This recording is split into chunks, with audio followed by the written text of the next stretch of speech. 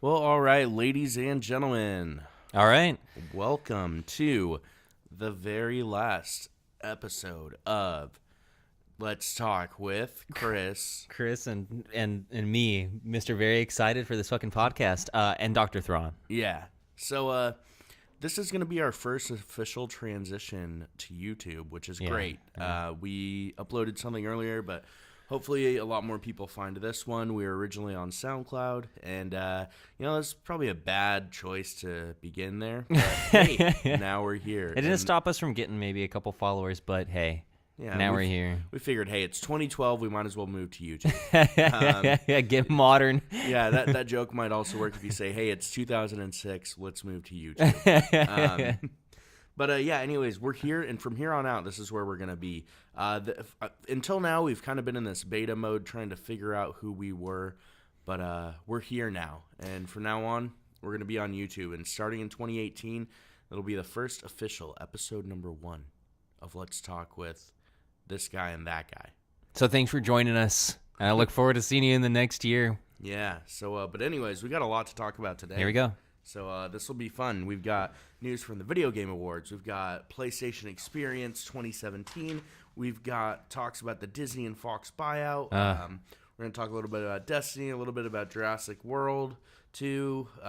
We'll ramble on about The Last Jedi. Yeah. Be completely wrong about it. No spoilers, obviously, because we haven't seen it yet. Seen it. Only speculation. Yeah, speculation. And then we're going to do a list of the best games, movies, and more from 2017 that we decided, our opinions. So they're probably wrong and you'll hate them. But, yeah. But you'll hear them. You'll hear them. Oh, man. You're the eavesdropper. For sure.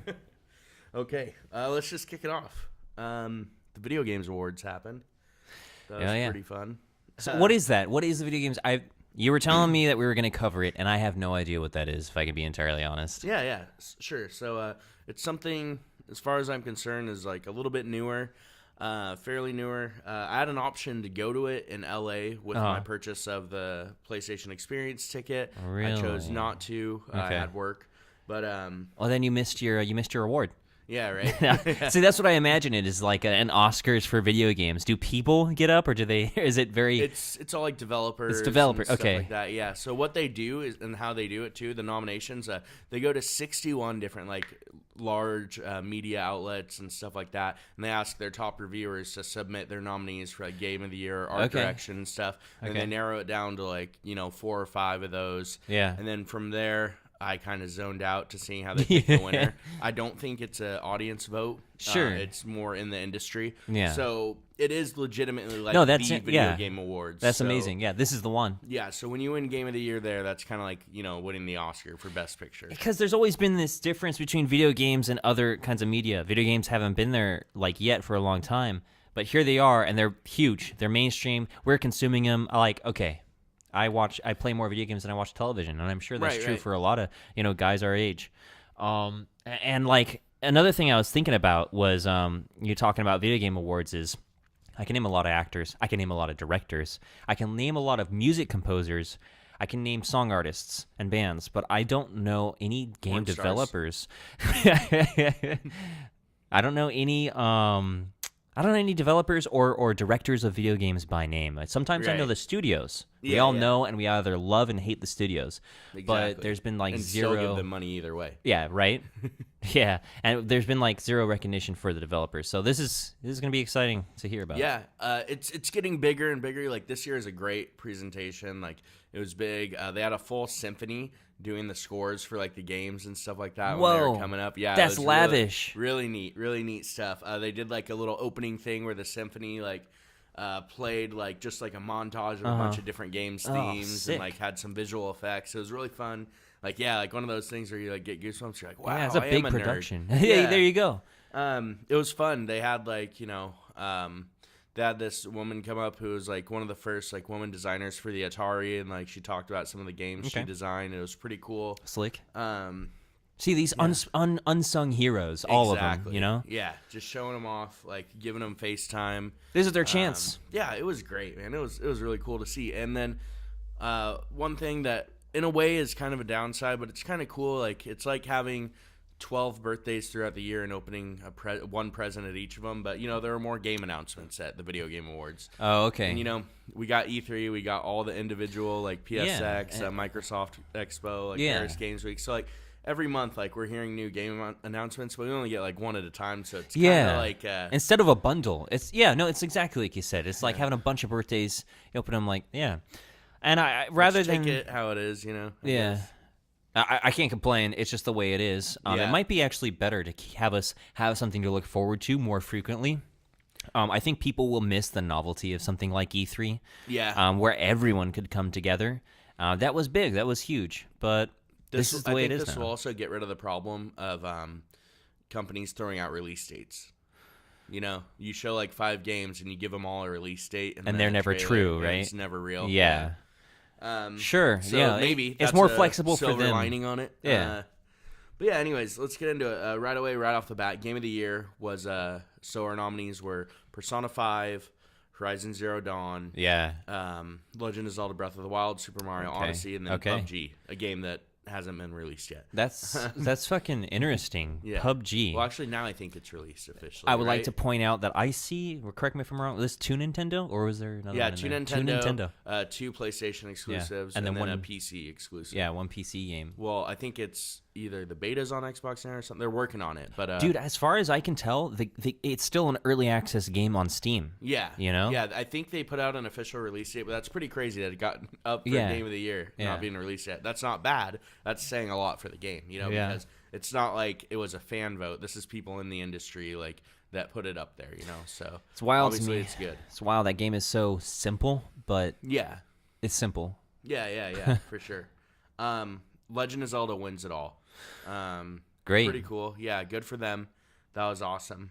We'll probably talk more about that game a little bit later in depth, but not in too much depth because, it's been out for a while. But, yeah. We covered it, good, right? Yeah. Good for them. Good for them. Let's see. Best action game, Wolfenstein 2. And I'm just going to ramble off some of the awards. Sure. This was a cool one. Best art direction. We had Destiny going up against, let's see, other games like Cuphead. Oh, sure. And then... that was a big deal, Cuphead. Yeah, and shit, I don't remember all the nominees. Those are the two. And I was just sitting there thinking, I was like, if Destiny wins this fucking award, I'm gonna break my TV. Like, there's no way that Destiny should win Best Art Direction over Cuphead, which is hand drawn. Like, everything. I was like, it's insane. I've never played the game, but like, I felt really the game earns offended. respect. That's why Cuphead is known so well, is because of the behind the scenes kind of features to it. I'm like, well, how long have they been working on that game? Were you telling me like 10 or 11 years? I don't know much about it. I think a buddy of mine was over only a couple weeks ago saying that it took him years to make that game. Yeah, of course. Yeah, like every frame rate and everything, and I've heard it's great.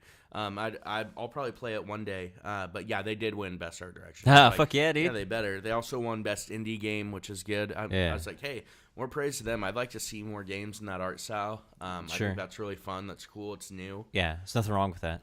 So that was really cool. Persona 5 wins Best RPG, Best Strategy Game, Super Mario Rabbids, and then this was a weird award, Most Anticipated Game. What was that? Was The Last of Us 2. Is it out? Okay, no. So they're just talking about future games. Yeah. That's interesting. They're generating hype. Yeah, exactly. So they're just generating hype. What game is most hyped? I don't even know what it was up against. They just kind of announced the award. Yeah. Oh, that's very interesting. Yeah, but I don't know. Oh, there you go. I don't know if that award will stay. Right. But yeah.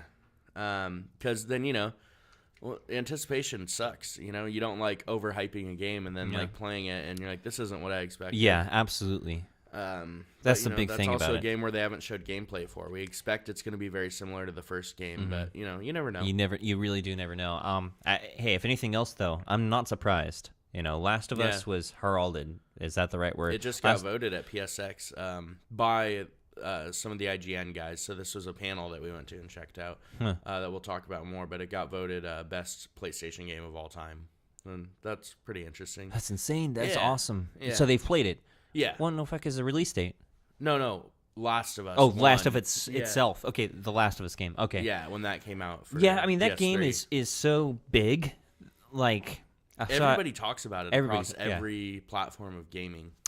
It's so even PC gamers, like that's the biggest regret is that we cannot play Last of Us. Right. It's probably sounds like a game worth buying a PlayStation for, and I'm sure people have. Right. And then furthermore, what was I going to say? Oh, that game is such a big deal that a friend of mine just said, "Listen, just watch the cutscenes. That's how much I love this fucking story and stuff." And I did. I watched the cutscenes, and I wish that I had played the game instead of watched the cutscenes. Yeah.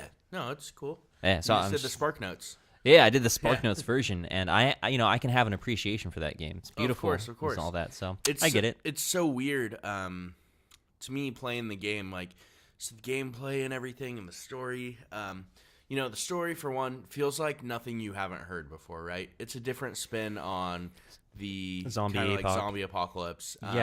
Which is something we've gotten a lot of in the past years.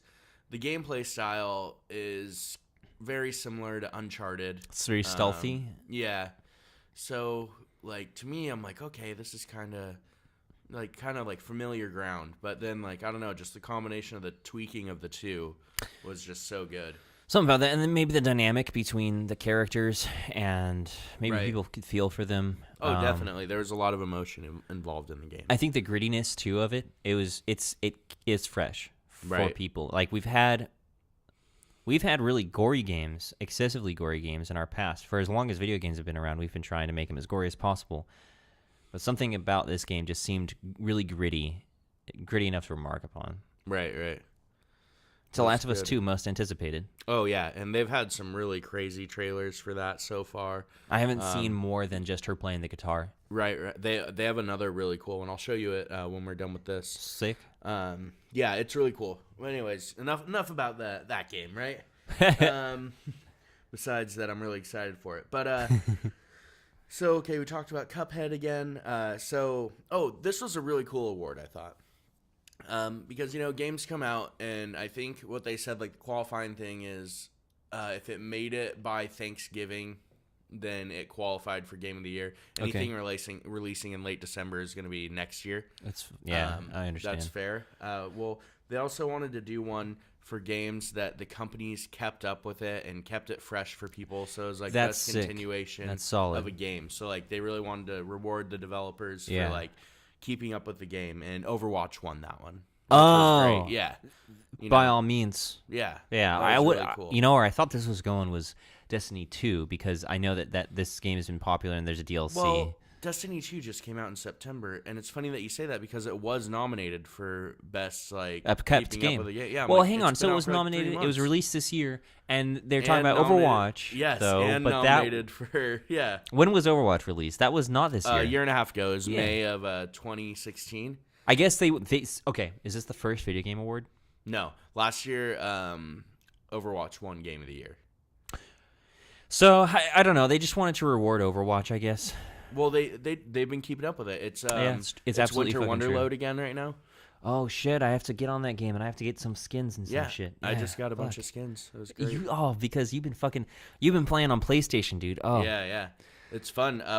We've been playing. So I've only been playing for like a couple weeks now. But but still, we've switched into just playing quick play now. And how do you like quick play? Oh, so to fill in our eavesdroppers, man, you were doing a lot of 4v4 free for all. Yeah, and 4v4 deathmatch. 4v4 deathmatch, and I was watching a lot of that, and I gotta tell you, so I play Overwatch on the PC, dude.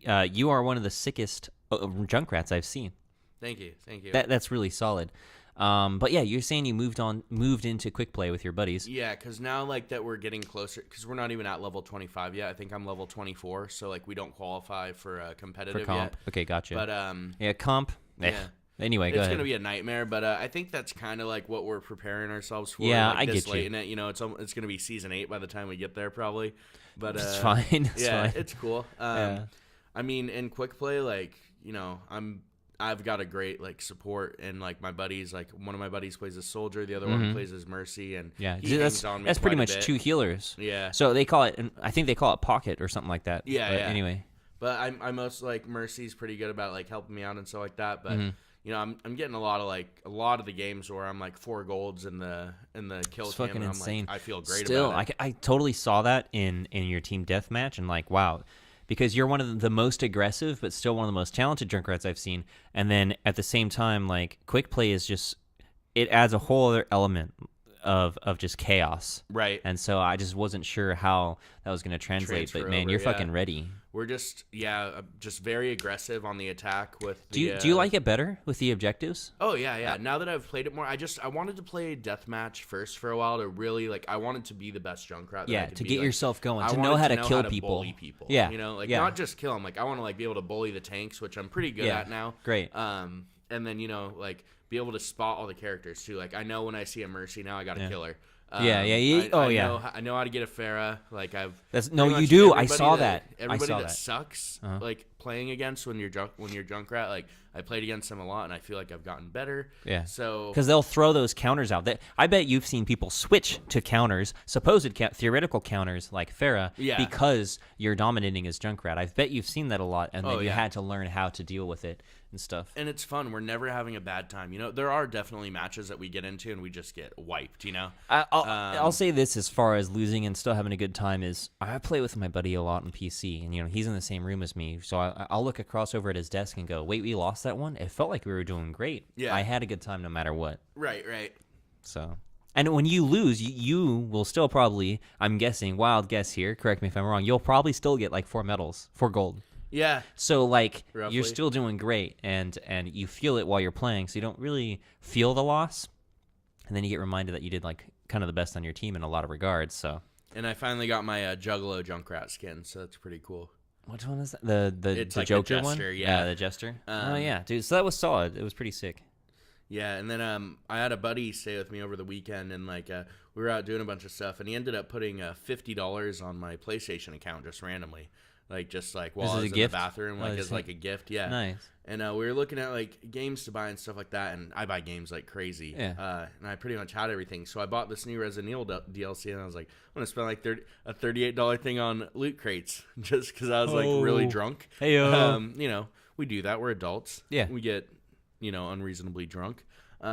So I bought them all. I had like 40 crates and just opened them all, but kind of sucked because they were all the winter crates. I got so many winter skins, but hey, you cool. know, you've got a bunch of limited edition skins that people would play hours for. Yeah, but I really appreciate that from my buddy, and that was really fun. I was up till like probably 3 or 4 last night playing, and we were having a great time. Solid, dude. It's so funny, like so long into this game, there isn't really there's no progression in the characters, so you can jump in, and as long as you get the controls down, nobody's got an advantage over you other than once you learn the map. But there's not really a shit ton of maps in Overwatch. Yeah, maybe 14 to 16, right? Not you learn them eventually, especially playing after a month, and you've played longer than that. You'll learn them. And that's a great thing is there is no real progression where you'll get guns that are better or you'll get armor that's better. It really just comes down to skill, and there's nothing more satisfying in like an arena shooter like that than seeing your own improvement, not because you gained a better stat in a gun, but because you've learned, you've got experience, and you're getting better, you're communicating with your team. Yeah. And it's just pure. That's what it is. It's just kind of purity, a pure feedback, and that's what I love so much. Oh yeah, dude. I love Overwatch. That's my, and I'm glad that. Yeah, I'm glad you're this newfound love for it. I was at Universal over the weekend, and this guy was wearing a Junkrat shirt, and I was like, "Oh, hey, nice Junkrat." Nice. He's like, "Yeah." I was like, "Yeah, dude, I made him." He's like, "Yeah, me too." I was like, "Well, I hope so." Yeah, I hope fucking so. Otherwise, you don't have the right. You rip off his shirt. Nah. No, that's cool. I was like, "Yeah, I've only played for a couple weeks, but it's pretty cool. I love it." He's like. And then he stopped talking to me. But yeah, that was cool. I didn't want to talk to him much longer anyway. No, for sure, yeah. I get you there. That's another odd thing. I'll see people wearing Overwatch shirts.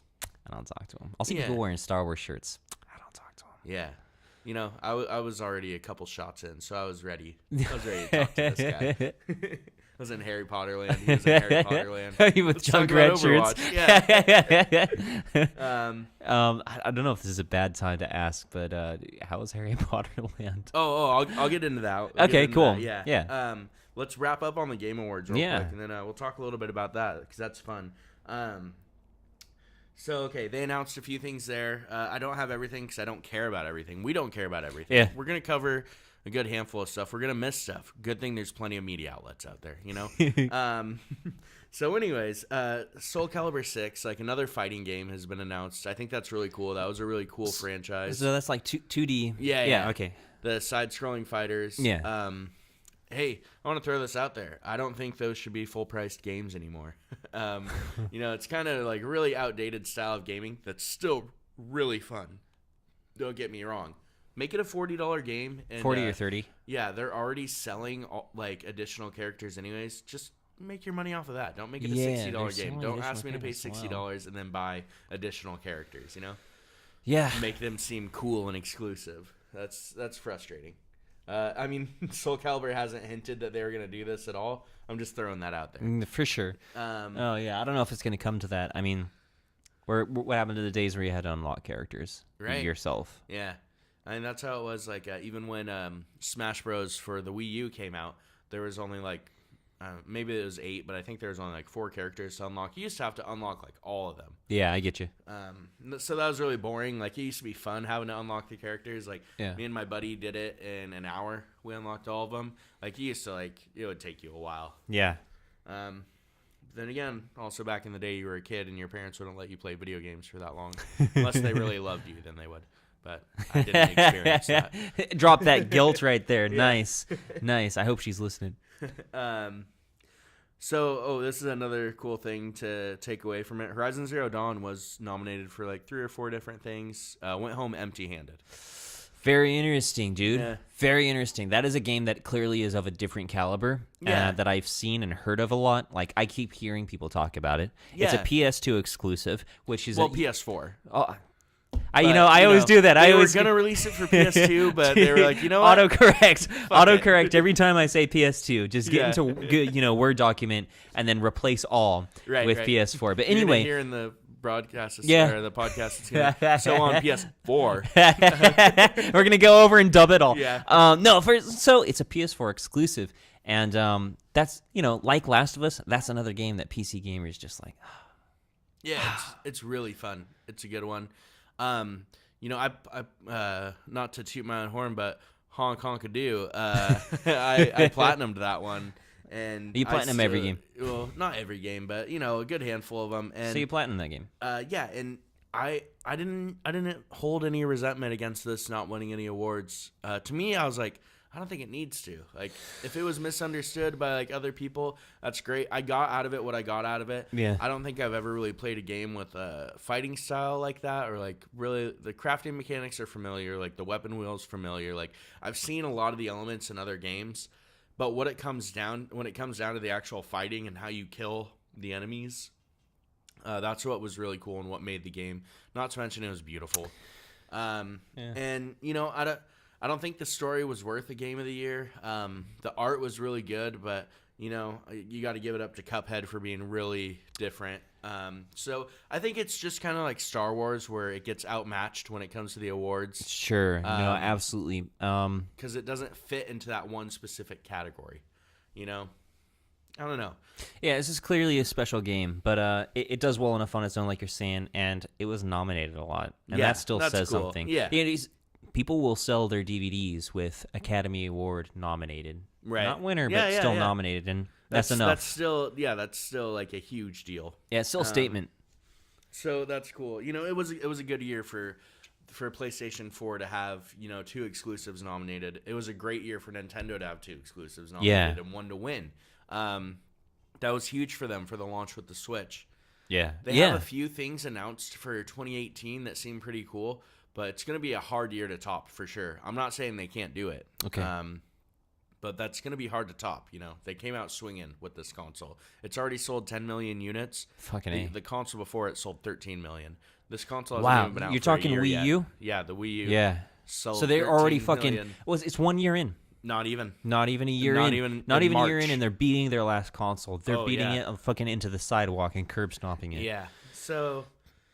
That's great, and there's still there's more and more third-party support coming to it. Because there's something to be said for that seamless transition from a pocket console. What do we call those? Like a Game Boy and DS. Just portable, just yeah. A portable handheld. console, a handheld. That's the fucking word I'm looking for. There's something to be said for that. Handheld consoles have always done well because they're usually Nintendo exclusive, but Exactly. and they've done great with them. Yeah, the DS. I once heard. I don't know if this is true, but I once heard the DS was a better seller than some of the consoles it was competing with. Yeah. A lot of people fucking owned them because you could bring them around with you. Yeah, there's a top 10 console selling list of all time. I think the number one of all time is the PS2 or something like that. Sure. Because it had such a long lifespan. Yeah, that's the thing is it was around forever. Right. But yeah, the DS is up there. Yeah.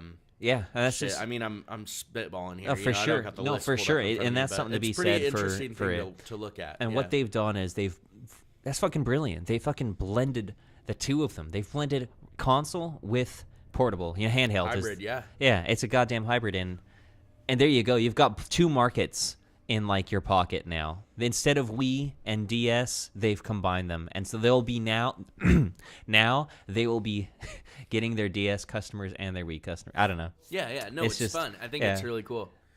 So another thing they announced, speaking of the Switch, that's the sound for the Switch. Not yet until they hear this and they send me a licensing deal. The royalties, man, the royalties. Anyway, so after we did that whole spiel for the Switch, our PayPal account is yada yada yada Nintendo. So Legend of Zelda Champions Ballad, the DLC that we've been waiting for that, was shown at the Game Awards, and at the very end, available tonight. So that's cool. That's fun when companies do that. Yeah. So we got that. Without going too far into it, I haven't played it yet. From a lot of the reviews I've seen, it's not really a story-based one like we thought, but it does add 8 to 10 more hours of gameplay to it, and then an endgame reward, which is a dirt bike, which seems really crazy in the world of Zelda, but hey, whatever. I can't knock it yet because I haven't done it. Yeah. So, you never know. Nintendo surprised you a lot before. Yeah. Oh, definitely. We played 1-2 Switch. That's a strange game. Hey, man, where's Battlefront and all this? Yeah, maybe next year. So yeah, I don't know if they got nominated for anything. They might have. I might have missed it. I think they possibly should have for art direction, but I think Cuphead was still going to blow that out of the water. Oh, just for sure. because of that whole fresh take. Here's the thing: is they deserve it. Right. You know, they earned that. Yeah, and I'm glad it went to them. Yeah. Sometimes you see shit in the Oscars or whatever, Academy Awards or whatever it is. I don't know if those are the same. I don't know if those are the same thing. Yeah, Academy Awards and Oscars. Okay, great. Academy Awards, aka Oscars. I don't know if sometimes you see that shit where most people really feel like someone or something deserves deserves an award, I should say, and doesn't get it. But here, it's pretty satisfying results. It seems like. For sure. There is one thing that was skipped from the Game of the Year nomination, which I will talk about later towards the end when we get to our personal Game of the Years. Yeah. But so that's pretty much it from the Video Games Awards that I wanted to cover. Let's talk about Universal Studios a little bit for a minute. Yeah. Oh yeah, dude. Because I want to know about Harry Potter Land. Yeah. Let's just talk about that. It was cool. It was really immersive and fun. We got in there. We went on a Monday, so Dude, there was no lines. Yeah, that's what I'm thinking. It was sweet. Got my season pass, so that's pretty cool. Damn. My brother's always wanted to go, and I've always meant to take him. So if we go, we got to take a day off. Yeah, of course. But the pass does still work for weekends, so we could do a Sunday one of these times. And Gotcha. It wouldn't be that big of a deal. Yeah, it's sweet, man. And they've got the Christmas thing going on. So I don't know. Somebody was like, "Oh, there's snow on the roofs all year round." I was like, dude, shut up. Yeah, I don't know that. Dude, I haven't been here. The point is, fun. the point is. But it was cool. Went and I tried some butterbeer. Fucking awesome. If you like cream soda. That's all right. It's very frothy, and then it has a little cinnamon touch to it, but Okay. it was really good. Understood. We snuck in some cinnamon whiskey as well and put it in the butterbeer. That sounds perfect. Yeah, it was cool. It was my mom's idea. She came with us. Yeah. Nice, she dude. could still party. Dude, so cinnamon whiskey, you telling me the Jack, Tennessee? Yeah, okay. Tennessee Fire. You know what my second guess one. Everyone knows what my second guess was. Yeah, Fireball. But anyway, Ugh. all right. So, dude, the butterbeer was sick. That's great. Yeah, they have a really cool interactive Ollivander wand shop where the wand actually does choose you. You got to wait in a line to get in there, and they're $85. I didn't do that. But it's still cool that it's there. Yeah, they have another wand shop, but they do have all the shops, like, like the Owl shop, like the Post shop, Fred and George's shop, which was very disappointing. But that was probably the only thing that was. They were just selling toys in there. Sure. Like, not like Harry Potter toys or anything, just random toys. Weird. It was weird. Yeah. Very weird.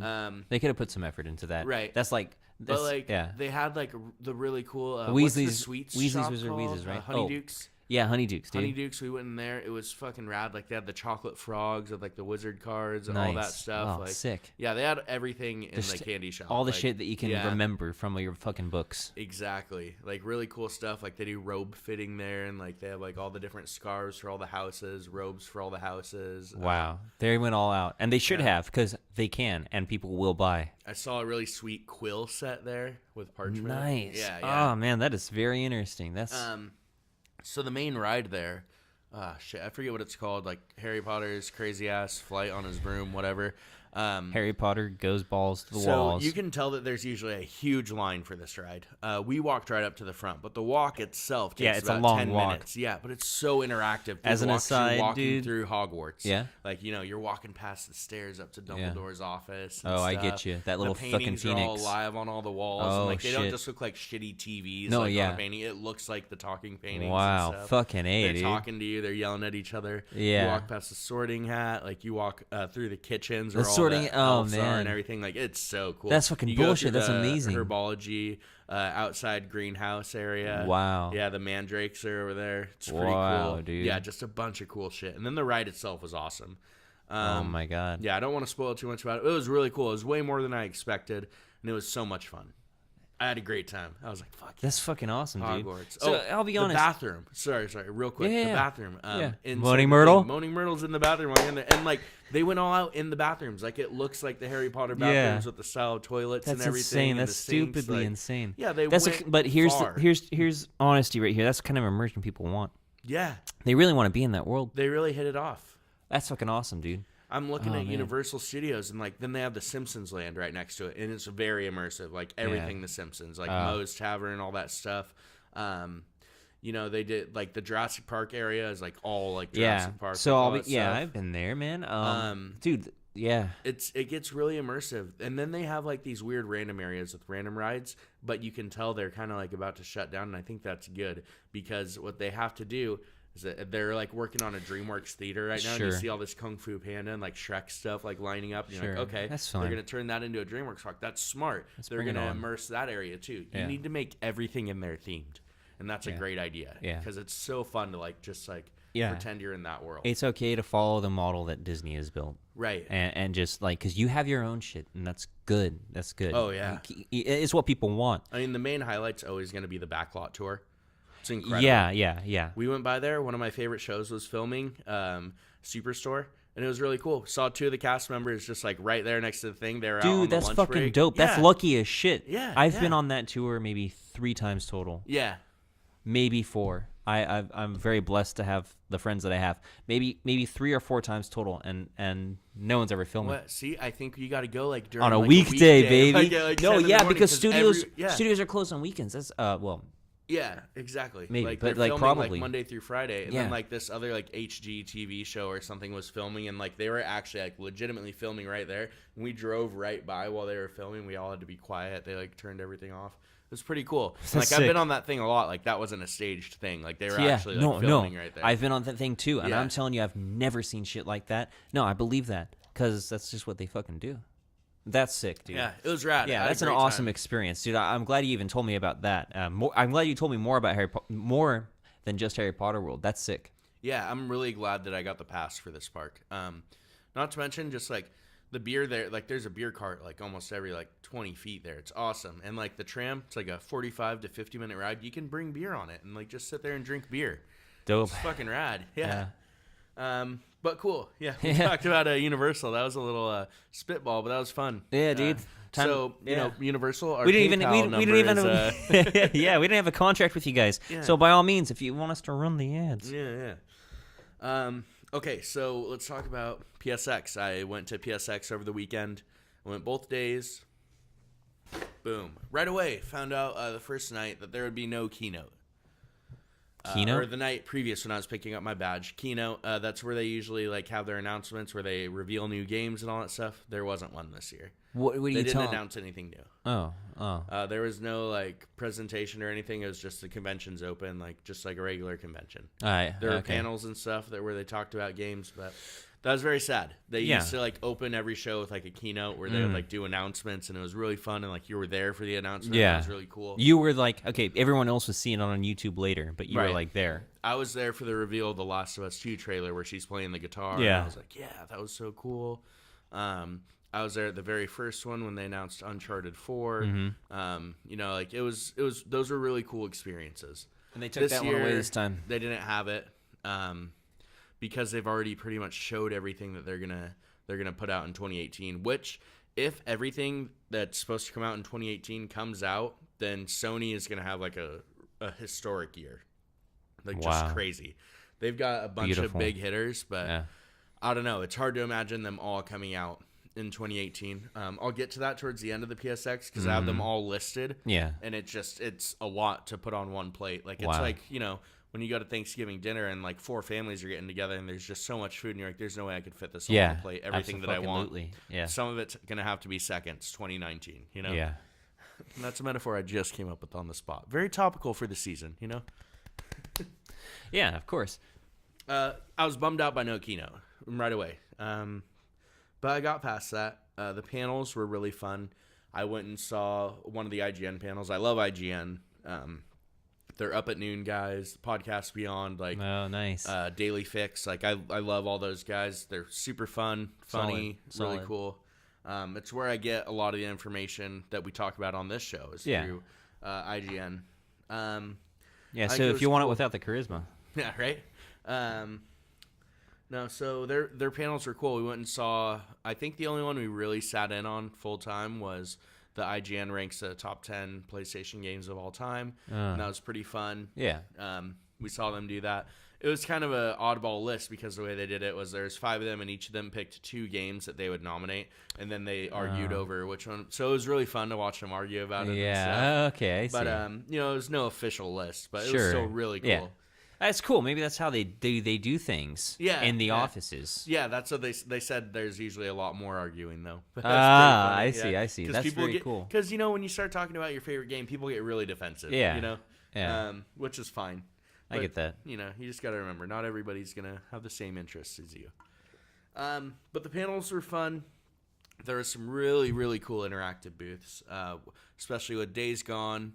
That was a really fun one. It's like a new, like kind of like Apocalypse one coming up, and you're like this biker guy on a motorcycle. I don't know. Sure.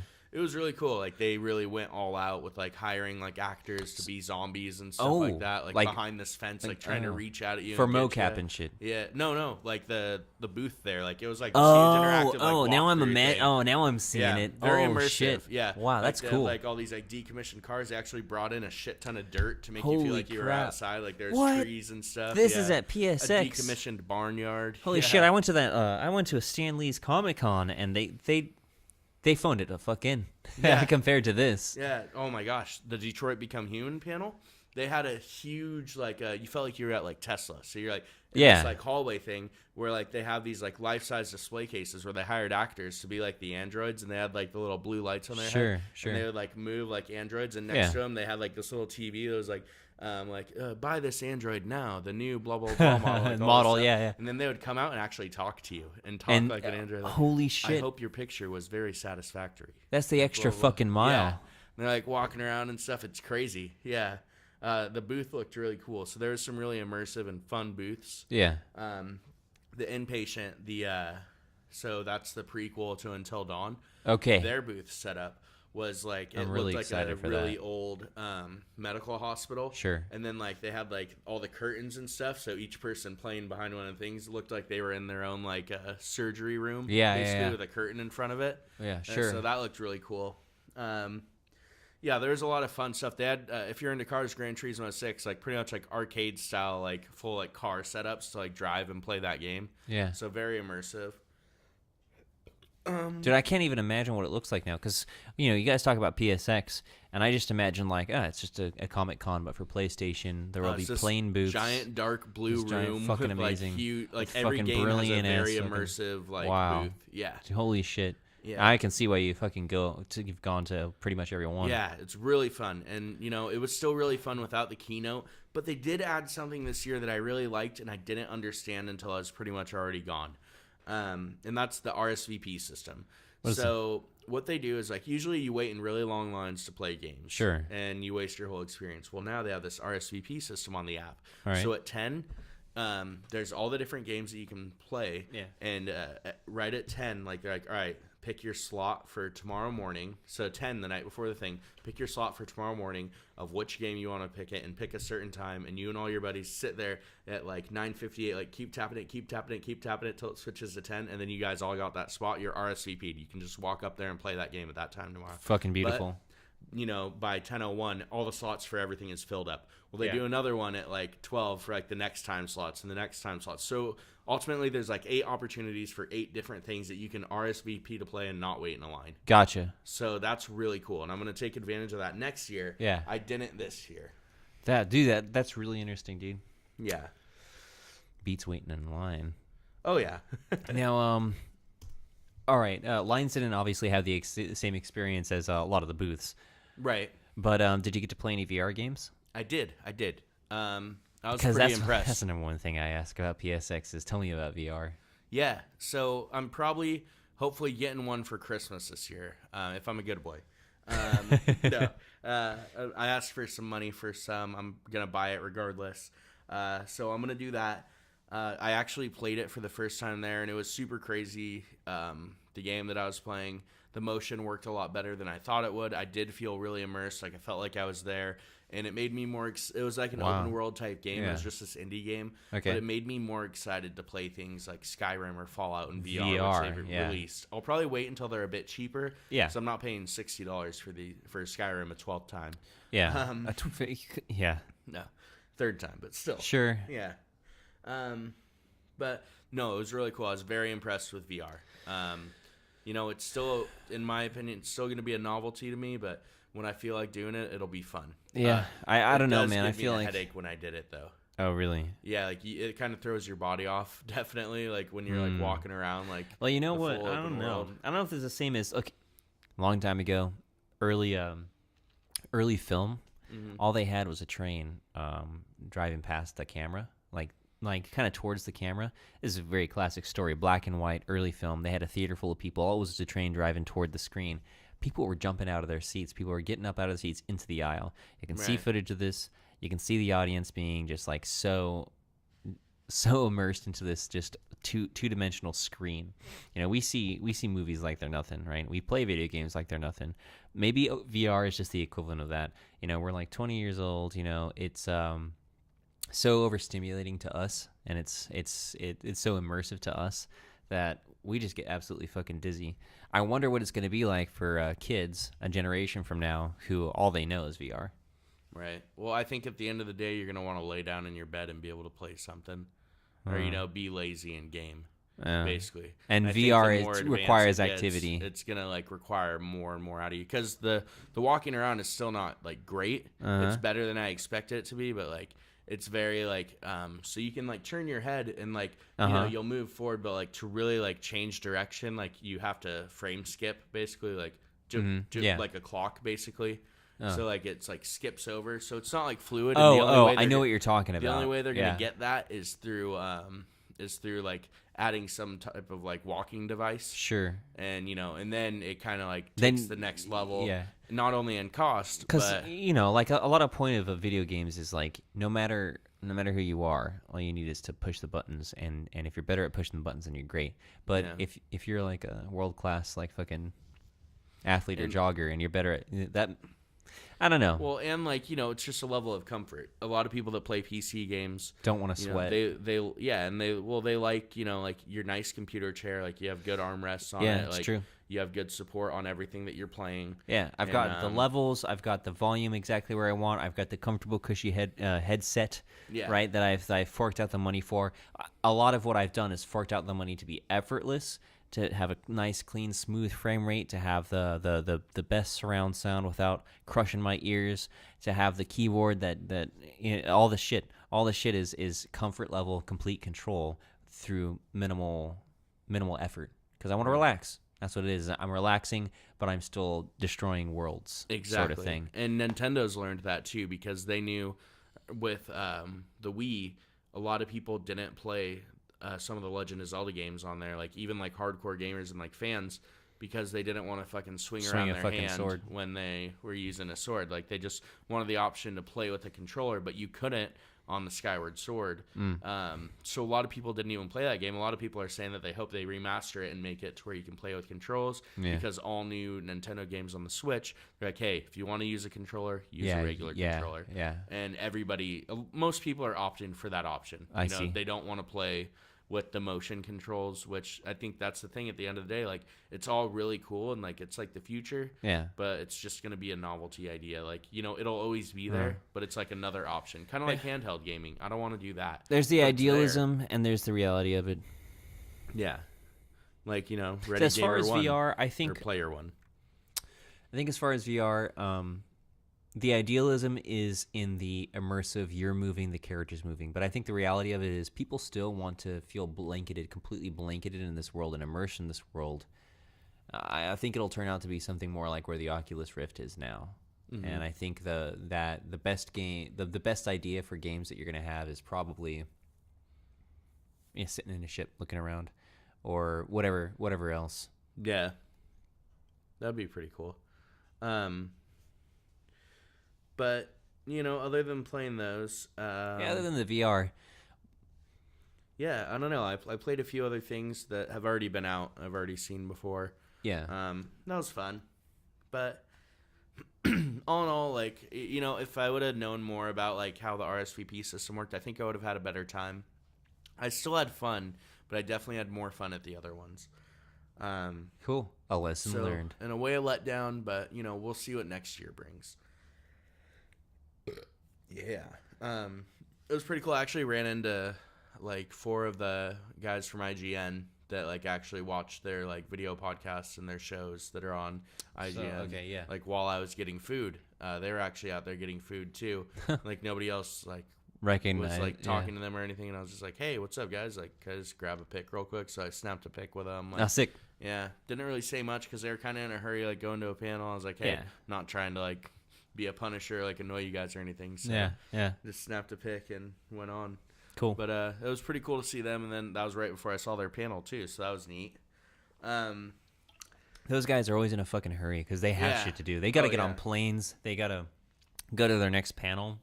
I mean, when they ask for questions during a panel, ask those fucking questions. Because one time I wanted to wait.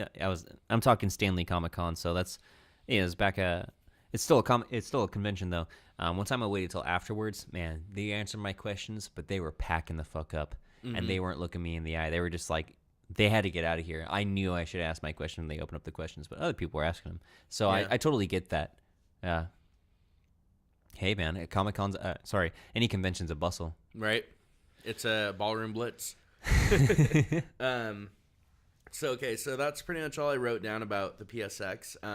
But, we were touching on, if what they say is true about 2018, they've got 8 big games that could be coming out. Shadow of the Colossus has an official release date, and that's coming out in February. That's a remake of one of their PS2 games, which is, like, highly renowned. Yeah, it looks really great. Is. They had a really cool booth there. So that'll be really cool to see. Next, we're assuming is God of War. Gotcha. There's rumors that they showed a release date, but then like pulled it live at the Game Awards or something like that. I never saw that, but apparently it looks like it's slated for March. Interesting. They've said it was coming out quarter 1, like early 2018. But I guess that means March. April at the latest, but March, early March maybe. They've got this like VR, I think it's VR, or maybe it's just like some weird like motion controls game called Dreams that people are really liking. Looks really cool. I didn't see much about that, but that's supposed to be really big. Then Days Gone is like that's the Until Dawn prequel. Like, no, Inpatient is, and that one is coming out. My bad. But that's a PSVR one. Sorry. So you were saying Days Gone. Days Gone. Is that apocalyptic one? My bad. Yeah. So that one looks really cool. And then after that is Detroit Become Human, which is the Quantic Dream. Yeah, it's that robot one, right? Yeah, with Kara. Yeah, okay. That they've been like teasing the tech for that since like 2011, I think. Oh yeah, absolutely. It looks really good. I played a demo of it. It was really, really fun. Wow, it's fucking amazing, dude. Really cool. A cross between their game Heavy Rain and then kind of like had like a sleuth, like LA Noire type feel to it, which was really fun. All right, that works. And then Kojima's new game, Death Stranding, looks really cool with like Norman Reedus from The Walking Dead. He plays Daryl. Oh, dude, I saw that fucking trailer so long ago. That was last year, 2016. I think I saw that trailer. And then they just showed a new trailer, and it looks really incredible. So like the theme behind it is like you never die. Like when you do die in the game, like you go to purgatory, but all your choices count and all this stuff. Like it looks really crazy. Wow, that's quite a flowchart. Looks really good, yeah. And then we have Ghost of Tsushima, and then The Last of Us. Oh, I didn't even put Spider-Man on there, which is supposed to be in 2018 as well, which is another huge release. Yeah. I don't know if you've seen that trailer. Are you talking the one where Miles is in it? Yeah, well, that was from E3. They put out another one where they're like showing more gameplay and stuff like that. Looks really cool, really fluid.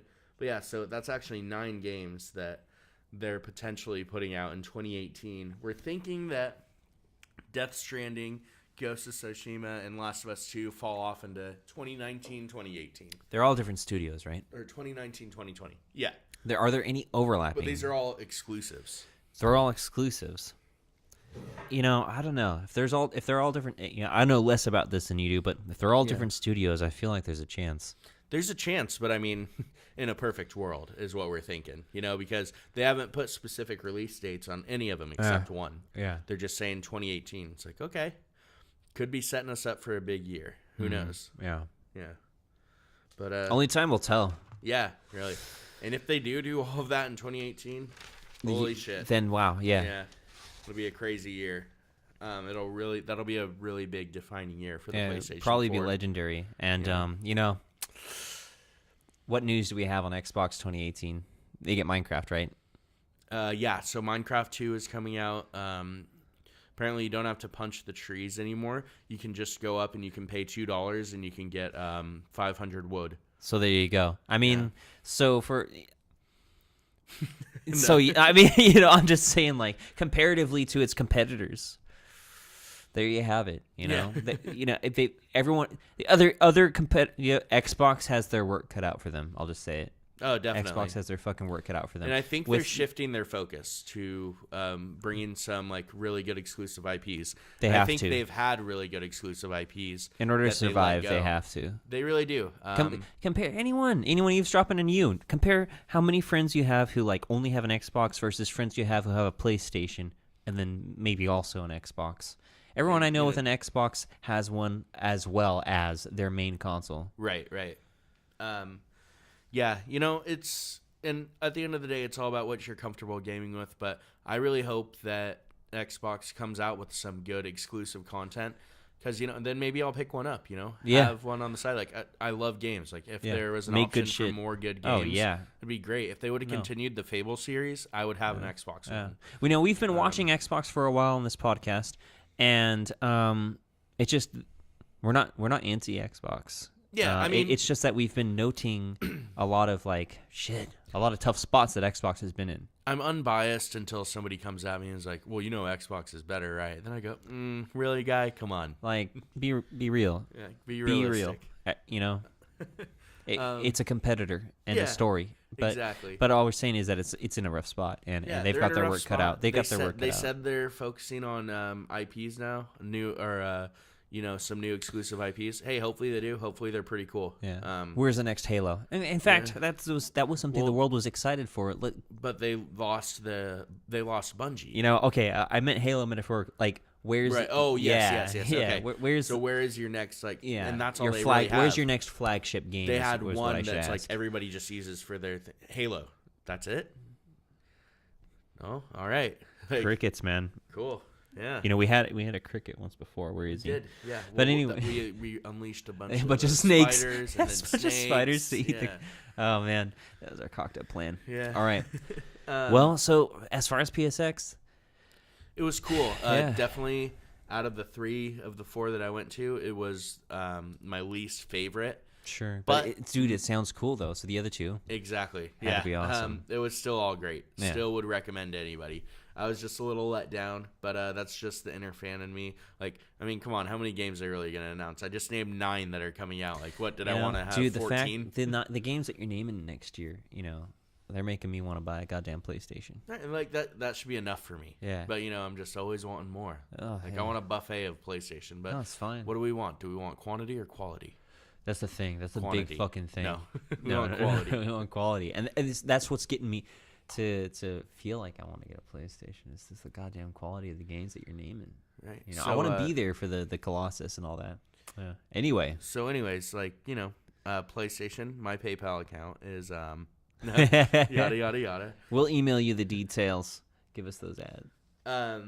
So Royalties. I didn't write this down, but I forgot. I was saying something to you earlier. DC's kind of like having a meltdown after Justice League did not perform well in the box office like they wanted it to. Yeah.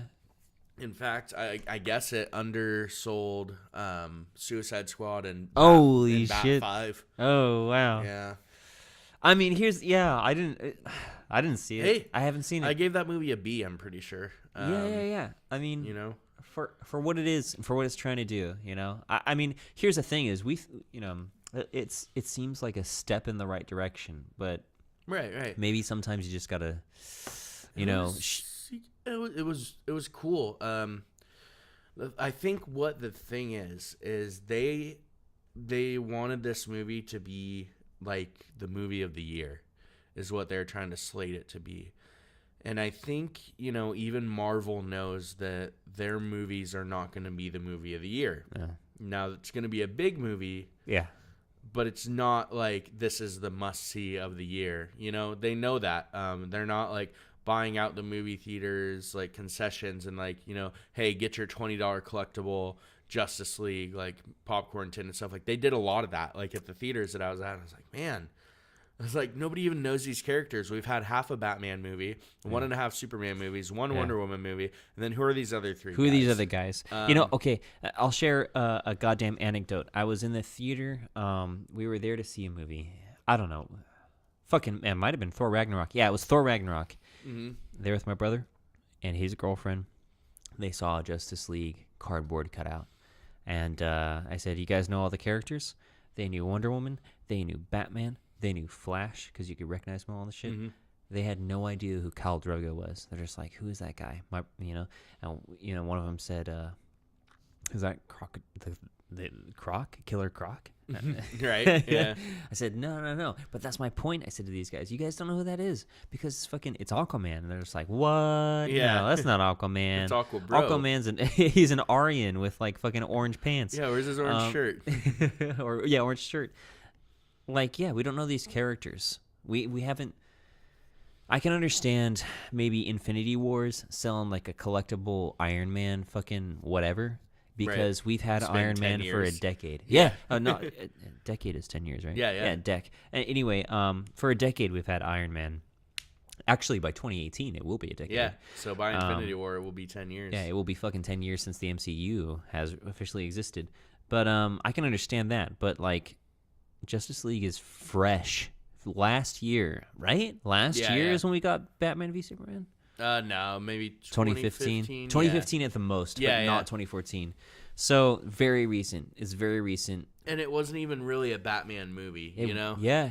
It That's wasn't the even thing, really a movie. is DC didn't open with a movie where you get to love that character and that character. They opened with a Batman v Superman. Yeah, well, no, they opened with Man of Steel, but you didn't even know that was really a. You just thought it was a. You just thought it was another Superman. movie. No, I'll be honest, Yeah. I did think it was. I guess that's Yeah. where I'm at. Yeah. Fucking A. Yeah, and people didn't like Man of Steel. People didn't like Batman v Superman. Yeah. People liked Wonder Woman, that's fine. That's the best movie out of those 3. People didn't like Suicide Squad. Yeah. It's okay. It's like a Suicide Squad was fun, yeah, but to a point. Way too long. Way too long. Way too fucking. This is another zombie movie, but not even a good one. Yeah, like it's just that's the thing. We've talked about it time and time again. The DC universe has really cool villains. Yeah, and they are not using them. Marvel has been hitting it with their villains as of lately, which before they didn't have cool villains. Yeah, it's true enough. But with Michael Keaton, Jeff Goldblum, and like these but they've ones, Kurt Russell. Yeah, that too. Yeah. But what they've been having is, at least to make up for their lack of villains, is cool heroes. Right. Heroes that you care about, heroes that you feel for, heroes that feel like relatable. That's the word I'm looking for. Yeah, for sure. It's always going to be a battle. Everybody says, "Oh, don't pit them against each other." Hey, it's the world we're in. No. Yeah. What do you mean? Don't pit them against each other? They're the same genre. Yeah. That's what they're going for. Don't pit them against each other. They're pitting each other against each. DC is pitting itself against Marvel. Why else do you think it was going for the structure that it was going for? Exactly. And they keep messing up. Now they've just announced they're getting rid of all the executive producers. They're getting rid of the head of the DC extended universe. And they have announced very rudely, they didn't have to announce this, that Zack Snyder will never direct a DC film again. That's strange. Yeah. But also, Batman wants out already. Ben Affleck does. Yeah. It's just this crumbling ship. They're trying to restructure it, and they're admitting their regrets for how they put it out, how they didn't put out the movies. Like they took a swing and a miss with Justice League. They're like, all right, we're gonna put Justice League out before the Aquaman movie. No, before the fuck Flash it, movie. man. God fucking damn it. We all knew this. Everyone knew this. Yeah. Everyone did. Everyone was probably calling it. I bet there's probably 1,000 Reddit topics talking about this very thing, and nobody listened to the consumer on this one. Yeah. Nobody paid attention to the fact that all this shit was going to be, I don't know, like, what's it called when it's washed out? Just like fucking oversaturated. That's the word I'm looking for. And it is. And they're not doing anything different. And if they were going to do something the same, then they at least better do it the same, not worse. And they did it worse. It's just such a bad sinking ship. But this is good news. The guy that directed Suicide Squad, he just keeps openly talking about how he regrets not making that movie about the Joker. And you're just like, man, like all these like open, like they don't even stand behind the movies. Like what's going on? Like, it's bad. If it's I were Matt Reeves, I would get out. Who owns DC? What's going on? I don't know. Warner Brothers, the film studio. Yeah. Oh man. Which I'm pretty sure they have tie-ins with Universal. What a fucking mess, dude. Yeah. It's okay though. You know what? What they're doing is they're fixing it. Hopefully. This is a fucking fix. They don't know. No, they're bringing in new names now. We don't know what's gonna happen. They're gonna think they have to do something different. And I think what they were doing was getting on the right path. So okay, it didn't do that well in the box office. That's not because the movie sucked. That's because all the movies leading up to it fucking sucked. Yeah, it's true. Nobody was looking forward to refunds. Justice. Like because nobody went to see your movie, it wasn't because that movie was bad. It was because the movies before it were bad. In a case like this, yes. That movie was better than all of the rest of the movies in the DC universe. So then you get rid of the team that made that movie. So now you're going to get some new guys that think they have to do something different. So they're going to change the whole feel of it yet again. I don't know. I'm okay. Hopefully with that means they shut Flash up. I'm okay. I'm okay with a different Batman. This Batman was mechanical and armored. And I know they might do that in the comics. I don't know. But he's just weird, yeah. He's been weird. Batman for 20 years. Everything's just off about it. It doesn't have to all be dark and dreary. And there's a weird. What happened at the end of Justice League? There's a weird monster, right? Just some weird. You didn't care about the villain. You didn't know who he was. Steppenwolf, yeah. Just something. There's always some weird fiery. It's like a god, yeah. It's just like it's an entity or like. It's an entity, right? Something you don't care about. Something that doesn't really have a characteristic. Just it's a very earlier bland, today. Like, I hate life. Oh. I hate everything I else. hate goodness and people, and I want to just crush them and destroy them so that I can fulfill my plan that I don't explain. Just earlier, I was talking to my buddy at work, and we were talking about the Joker. We were sharing these fucking wild stories of the Joker at work. This one time, he was saying that the Joker wanted to prove that he was who he was, not for his face. So he just cut his fucking face off. He had somebody in prison like cut his face off for him. Another time, I was telling a story about the Joker. I was like, I heard in a comic that... I was like flipping through pages in a comic, I remember now. And he like takes Harley Quinn, grabs her, drags her down to his basement, and throws her in a vault. And it's full of skeletons, all wearing the Harley Quinn outfit, the Harley Quinn. But anyway, all wearing the Harley Quinn outfit. And he says, "That's fine. I don't need you. I'll just throw you with the rest of them. What, you thought you were special? You thought you were the only one? Whoa, that's a fucking crazy. What an abusive relationship." Yeah. There's this other, I don't know. I could go on because it's Joker. But anyway, the villains themselves are all really interesting. And what we have right now in DC for villains, and you've said this, that is the problem, is that we don't have the good villains. Yeah. When they did take all the good villains, they tried to make them heroes against zombies. Exactly. Yeah, they're like, so what now? Are we supposed to root for them if they like show up in the... Yeah, if they show up and they're antagonists. Yeah, like what's going on? Like, something's wrong. That whole like making Harley Quinn like kind of good towards the end. It's like, I like what you're selling, lady. Yeah, but like a cutesy. You mess with my friends, and then like, Yeah. Oh my god, I hated that. Like, it still like makes my stomach hurt. But fuck it. Enough about DC. Hey. Let's move on to let's talk about the Disney Fox buyout, which is expected to be announced officially tomorrow. You know, I mean, I first like started hearing about this sort of shit, and I just thought, whatever. But like, I don't really know the magnitude of this. Right. It's happening like right before our eyes, and we're like not noticing it. Well, so what the fuck does that mean? I got some info from IGN did like a spread over it of what it potentially and really means. Yeah. So we'll talk about that.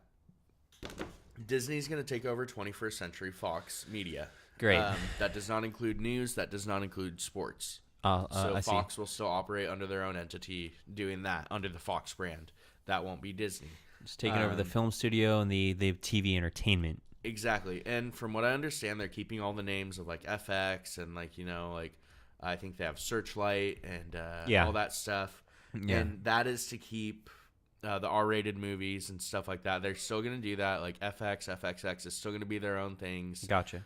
Family Guy will still be its own thing, is what we're getting out of speculation. Now, gotcha. You know, who's to say what's really going to happen? Yeah. Family Guy loves talking about how Walt Disney was anti-Semitic. Maybe they'll put a muffler on that, and then we'll hear about it from Seth MacFarlane. Who knows? Yeah. That'll be pretty interesting. Yeah. That's fucking very interesting. Ryan Reynolds has made jokes about how he like the next movie is going to be about him and Mickey Mouse banging or something, and you know, I'm sure they know well enough. Like, these are smart people. Like, the movies that are doing well, the movies that aren't, and you know they're going to try and do well with Deadpool. Taking over that franchise, taking over Avatar. I don't think anybody should see a problem with that. Maybe they'll restructure Avatar the was idea almost of 4 movies at a time. Yeah, Avatar was almost already a Disney movie, right? Right. Yeah, they already have Avatar Land in Walt Disney World as well. Plot twist, baby. Yeah. So, I think Florida, that's cool. you're saying, or also Florida. California? Okay, yeah. Yeah. Plot twist, baby. Yeah. You know, it is Steven Spielberg. Exactly. So, you know, they'll be taking over all of that stuff. They say they plan on keeping all the R-rated stuff. Just, you know, it's not going to be Disney's blah, blah, blah. You know, just like they've done before. We talked about that with Miramax, Touchstone. It's good. I mean, because they sell. Yeah, exactly. Yeah. Like, I think it's going to be just fine. You know, Disney's going to own 60% of Hulu. So what that means is that Disney service that they announced, I imagine all that Marvel and Disney stuff is just going to come to Hulu now, because that seems like a much more viable option. Yeah, people would rather have just one than two. Yeah. Well, I mean, I think people will still have Hulu and Netflix because Netflix has really good originals, but Hulu's good for if you don't have cable. Because they do shows the night after they air, which Netflix does the season after the season's been released. Because Netflix releases entire seasons. Right. Whereas, okay, cool. So I think, you know, those two can coexist for now. Maybe they always will. Who knows? You know, maybe we'll be fine as long as they don't, like, raise the price to $20 each, you know. But then again, like we've said, how many people do you know that pay for Hulu? How many people do you know that pay for Netflix? Usually one person you know and everybody has it. Yeah. So that's fun, but that's cool. I'm really hoping that they now don't make a new streaming service and that we just use Hulu for that. That'd be great. What a cool thing is MCU gets Fantastic Four and X-Men. Yeah. So, I mean, X-Men was doing Yeah, that's good. X-Men started good. X-Men started good and ended good. They did justice with Logan. They've done justice from a fan standpoint with Deadpool. Logan was an end. So that's done. They don't have to worry about that. I think the only thing they're going to keep in continuation, I imagine, is Deadpool. I think other than that, everything else is going to start fresh. Yeah. Fox had this whole new plan for X-Men, but I'm pretty sure with their buyout, that's going right out the window. We saw the trailer for that New Mutants movie. Yeah. I think they're going to release that. Yes. That's going to be forgotten, hopefully, and then they will start fresh.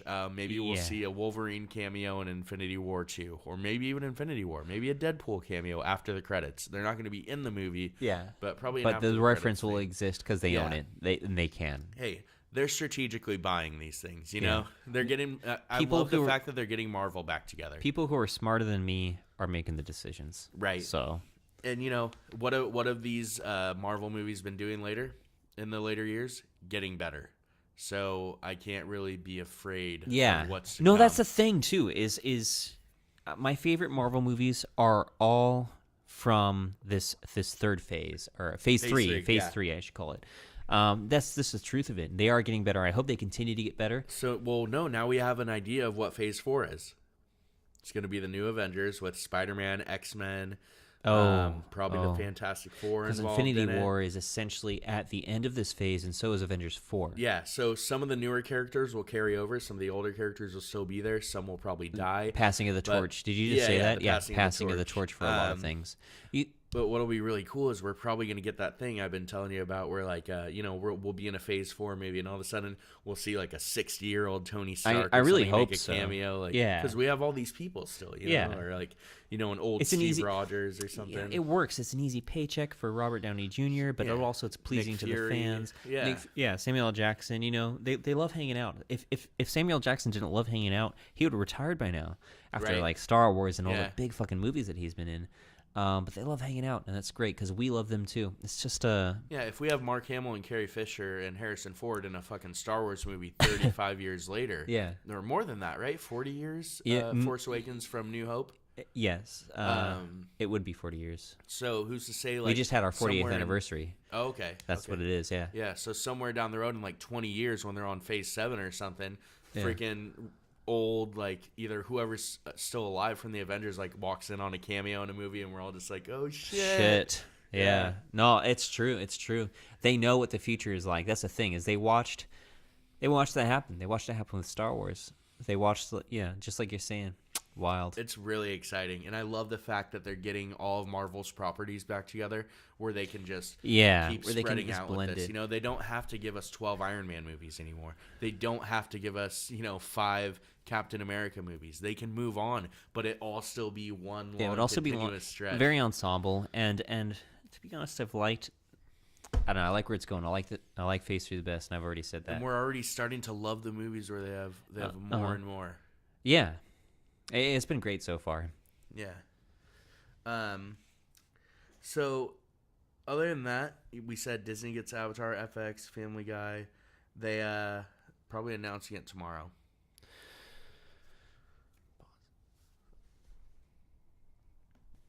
Well, yeah, Disney has a big day for them tomorrow, like you said. Yeah. So that should be cool, as long as it does come out tomorrow. I mean, maybe tomorrow's today is yesterday's tomorrow for everybody else, but who really knows what that means? I don't. Well, it's Fox, and it's The Last Jedi in the same day. So. Right. Oh, man, yeah. We're going to see that tomorrow. No, we are, dude. Oh, dude. But we'll talk about that. We'll talk about that. We'll blow up that balloon. Yeah. I bet it sucks. No, so, okay. This will be a quick tidbit. Destiny 2. Their first DLC came out, and, you're a big fan of that game, and you and your friends been playing, like, religiously when it came out. Yeah, sure, yeah, we did, and we kind of have still. I was very pissed off. I'm like, all right, the DLC's out, I'm just going to go buy it. So what they have is, it's called the Expansion Pass. You get Expansion 1 and number 2 whenever number 2 comes out. It's $35. No option just to buy one of them. And I'm like, fuck you. No option just to buy the DLC you want. Yeah. You have to get a little tiny season pass. Right? Because you're saying expansion pass 1 and 2. Right. So I'm just like, what the fuck? $35? Okay, whatever. I don't care. Yeah. But, like, I just, like, I feel like I'm getting fucked because they're they're not giving me the option to just buy one, which I feel like is my God-given right as a red-blooded American. I'll say. Huey! But, so, whatever. Let's get past that. I'm like, whatever. I'm really excited for this to add some more content. Well, what it really does is it added, I think, like 2 hours of a story that I really don't give a shit about. Sure, the single player, else. Right. We're really looking for more playability as a group. Yeah. Which that did not add. It added a new level cap, some new shaders, some new guns, and like, a little bit of playability. They're like, oh, well, here's a heroic version of like these strikes, like a little bit harder. Shit that you've already fucking done. Added like 2 new strikes, but they're just kind of from the main story, like cut out of them, made into a multiplayer experience.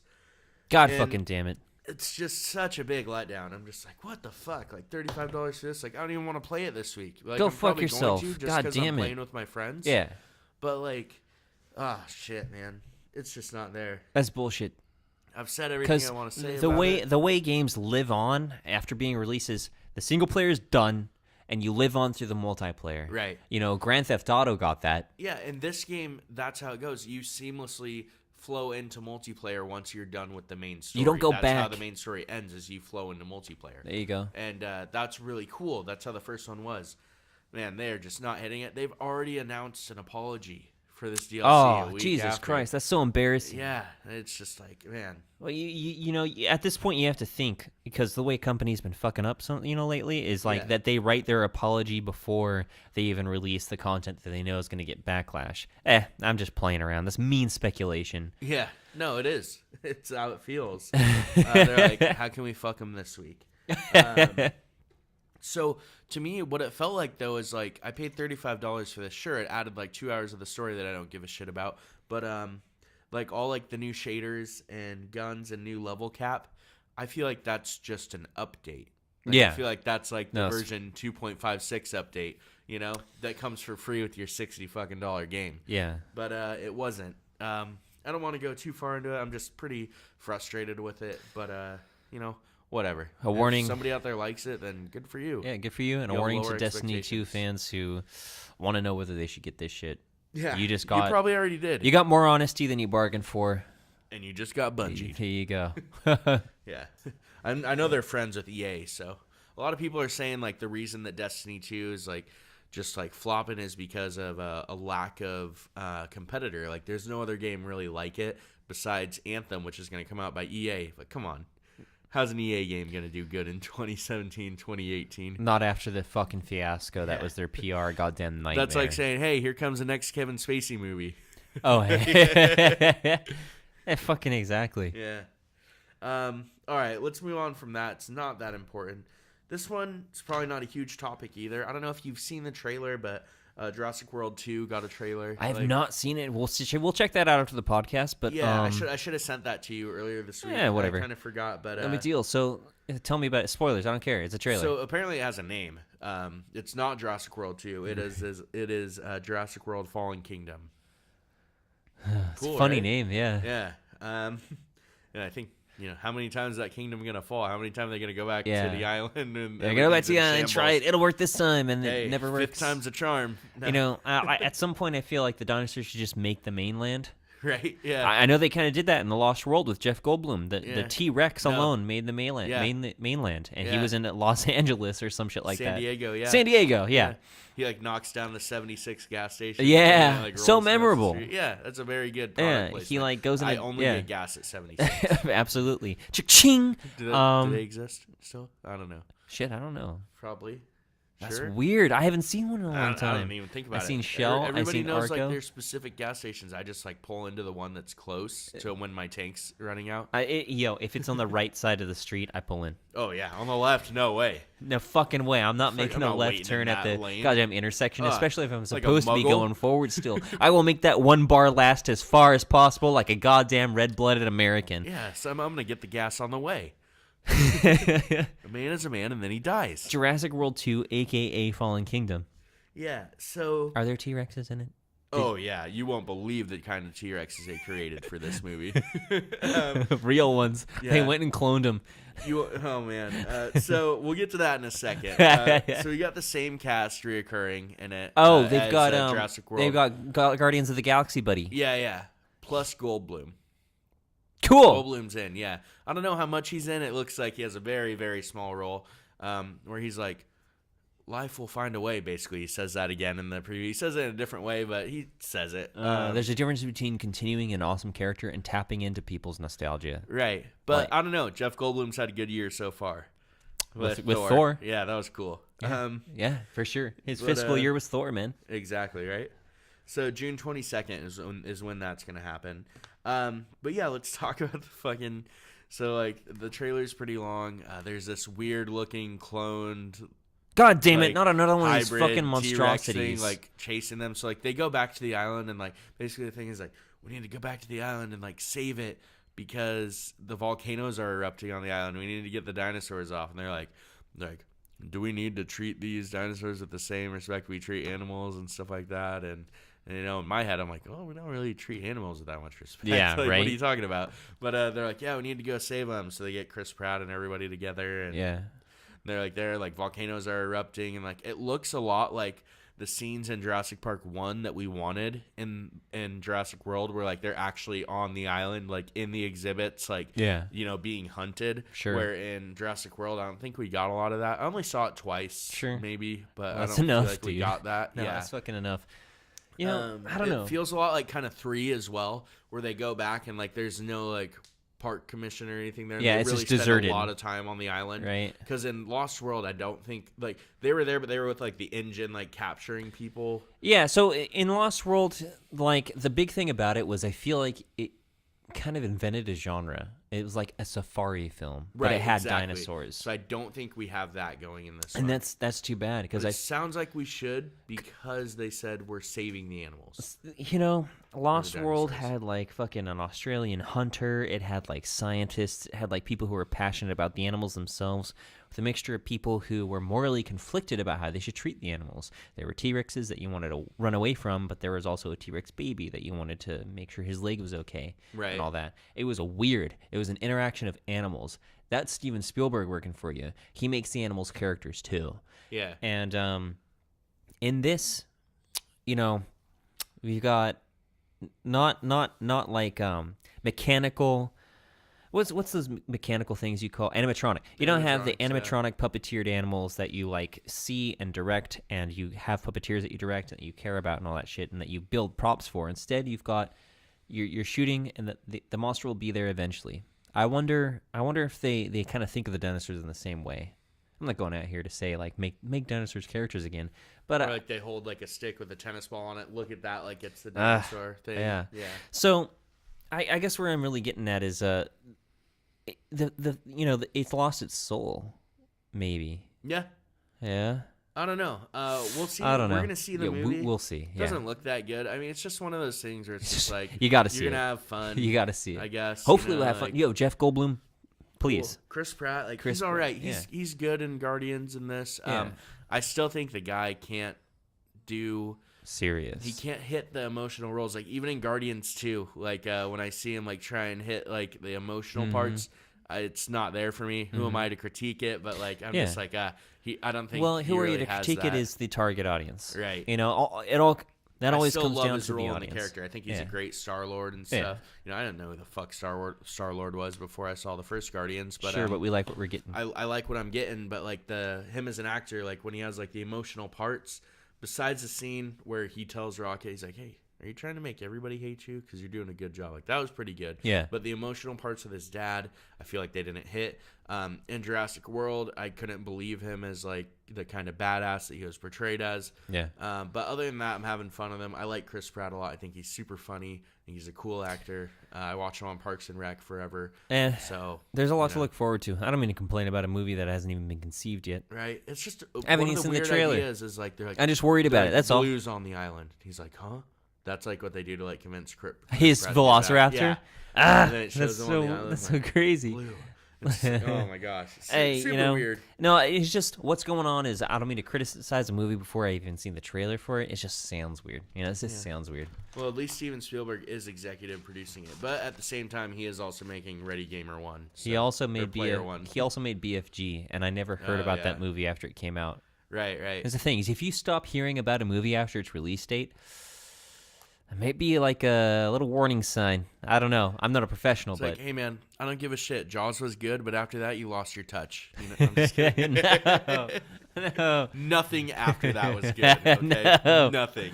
Yeah, let's say that. Jaws 1. That's it. Well, did It ends did there. Did he have anything to do with the sequels? Weren't there 5? There are like 5 or 6 Jaws There's movies. 17. No it's actually the fucking Jaws extended way. universe. No, Yeah, that's Free Willy is a part of it. Oh, that's cool. Finding Nemo. I can't get behind that. Shark Tale. Now this is from Back to the Future 2, where they go into the future. Shit. Oh, Back to the Future 2, 3. Yeah, I like that. Back to the Future 2, Part 2. Back to the Future 2, Part 3. Yeah. Jesus Christ. No, I don't know. No, Spielberg's good. I don't think he's really in it anymore. Like, like his name's on movies. Dude, I would do the same thing. I don't think it's a true Spielberg film, right? I would do the same thing if I were him. Yeah. Who cares, right? Yeah. Just movies. We got plenty of things to watch. Yeah, you know what? I don't know if this is true, but I'm pretty sure I heard him say something along the lines of critics are too hard on movies. I see movies that are reviewed badly in theaters, and I fucking love them. Right. He didn't say fucking, but he said he loved them. He said he Yeah. likes all movies. He has a good time no matter what movie he's seeing. There you go. Yeah, I would love to be like one of the most renowned directors in the world and like go and see movies and not give a shit about the quality of them. Hey, they're in the theater and they're making money. That's where I'm at. Right. That's pretty cool. No, I'm sure Spielberg's a great guy. I mean, he's no Scorsese, but I'm just kidding. He's no director of Suicide Squad, but that's true.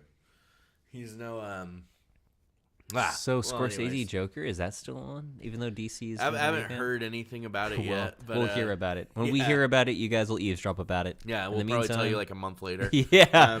Right, because that's what we do, we put out our podcast either twice a month or once a month. If it's 3 times a month, you guys are lucky. Like, If it's 3... count your shillings or, whatever they say. Whatever your parents told you when you were a kid, do that. Yeah, right? Unless it was bad. Yeah. I think blessings if you came from a typical nuclear... Right, if you're normal. Yeah. That's what they said. If you weren't fucked up. All right. So, we're going to get to this fun part.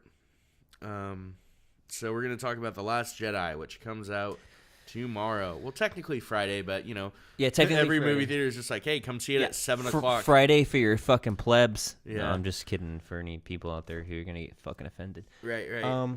Yeah, dude. The Last Jedi. So what are we talking about? All I have is I wrote down a bunch of things that I want to see and that I think are gonna happen. Okay, no, that's cool. That's solid. I'm gonna let you kind of Media. steer the ship on this one. Yeah. Yeah. So this is supposed to be like the second act of a trilogy. Now, this is a trilogy that knows it's a trilogy. Right. The original trilogy didn't know it was going to be a trilogy, but here we go.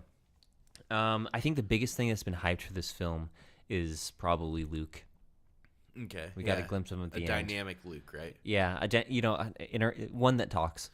Yeah, the most dynamic. 'Cause, I mean, can you really quote any Luke lines besides, but No. Uncle Owen, I was gonna I get can't. power converters. And I know that's the original. The only other one I could quote is like the complete opposite kind of Luke, that free us or die, right? He says to Jabba, and that's the only thing. I don't know. Yeah, Luke's either the whiny kid he first was, or he's the badass who says, "You failed, Your Highness," he says to the Emperor of the Galaxy, like a fucking kid with balls. Yeah. And then also him screaming and crying, "Father, please!" But in the same 60 seconds, Exactly. But yeah, no. I'm gonna kick your ass. Luke's not Dad! quotable. It's Han Solo who's quotable. It's Darth Vader. It's all these other characters. Yeah. But yeah, Luke still is, I course. think, one of the biggest built up sort of He's still the guy. sort of aspects for this.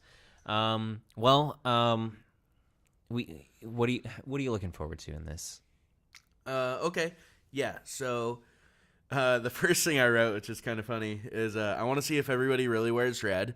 Like in all like in all the movie posters. Like, what the fuck is everybody wearing red? Is this just like, I like the way it looks on the poster. I think it looks really dope, and I might want one of those posters framed. Yeah. I think I want to see, like, is Kylo Ren going to be wearing red robes at some point or something? I think for some insight on this, it's like that part of the trailer we see those speeders running across the like ground with the red coming out from them. Yeah, it's a reference to that. They're going for like a theme. They want to capture a theme and a feel for the marketing, and I don't think it'll be there for the movie, but that's what they're going for. Who wore the red robes? A type of stormtrooper, right? It's a type of trooper that. Oh yeah, no, that one will be wearing red. He's like a little royal guard. Is that just this trilogy, or was that before? They had red robe wearing royal guards in the OT trilogy, but these ones look a little different. They've got like kind of samurai gear. I saw a pop of one of them.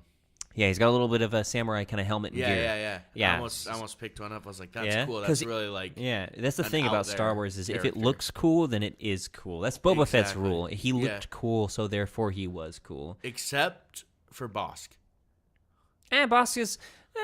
Okay, so today are you talking about Battlefront? I'm just talking about, mostly Battlefront. I'm like, fuck Bosk. Right. Yeah, kind of fuck Bosk. But I always thought he was cool. Mm-hmm. You know, when I saw him in the movie, you know, it was like, damn, he's not wearing shoes on the ship. Like, he's not wearing shoes. That's disrespectful. Yeah, he doesn't give a fuck. Dude, I don't think there's shoes that fit him. They don't make shoes that fit him in Star Wars. They should on his planet.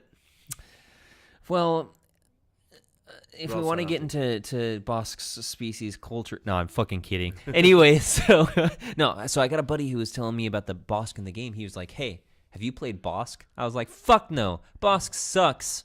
And he was just like, "No, dude, Bosk is really good at like cutting off areas." I'm like, "What are you talking about?" He says Bosk has a grenade launcher, and he's also got like mines, and he can just throw this shit on the ground, and it prevents either people die or it prevents them from going where you don't want them to go.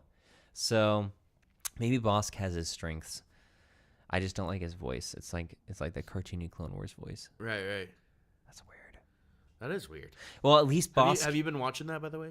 Side note. The Clone Wars? Clone Wars and Rebels, the cartoons, right? Yeah. So I've been watching New Rebels. Right? This is a big side note. Dude, this is a switch and bait, like hook, line, and sinker. You guys came for Last Jedi, and I'm talking about Rebels, the cartoon. I've been watching Rebels lately, and I will say one thing, is it's really rewarding to fans of Thrawn. Here I am, Dr.Thrawn. Now, it's really rewarding to fans of Thrawn. Anyone who's been a fan of him met him first in the books, and in the books he had like this bodyguard, Nogri, whose name was Rook. Dude, this character, against all odds. I am Rook. Dude, that's what he fucking sounds like. Did you watch it? No, but that's what he sounds like. You could guess. Against all odds, this character shows up in the show.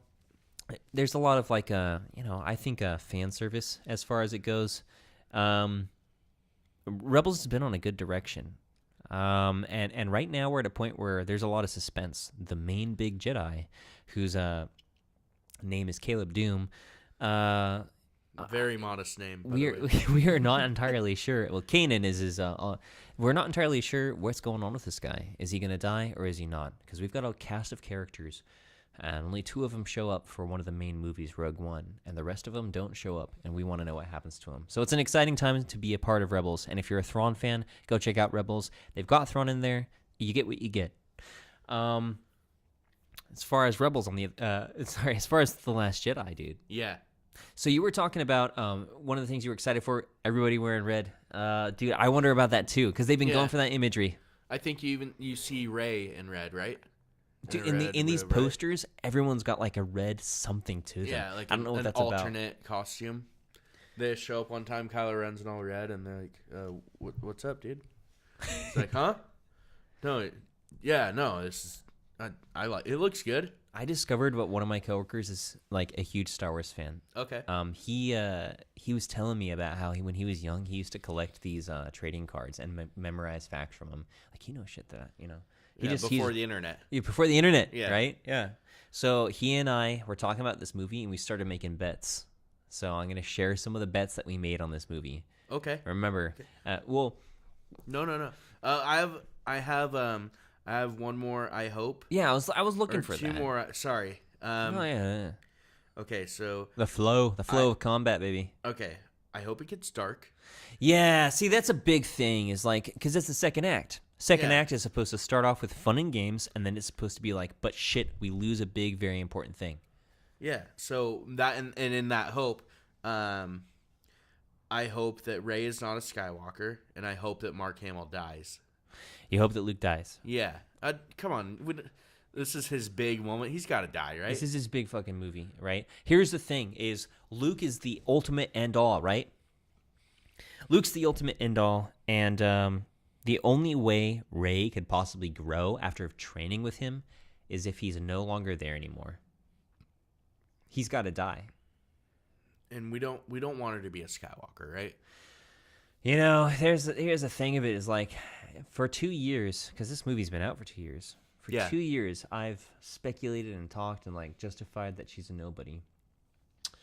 And like, then I watched the movie a couple nights ago, and I thought, holy shit, how could I ever doubt that she was a Skywalker? Yeah. I'm gonna share my probably like not unique ideas, but like, you know, I think the leading theory is that like if she's a Skywalker, what happened is Kylo Ren went to that Jedi place with all his Knights of Ren.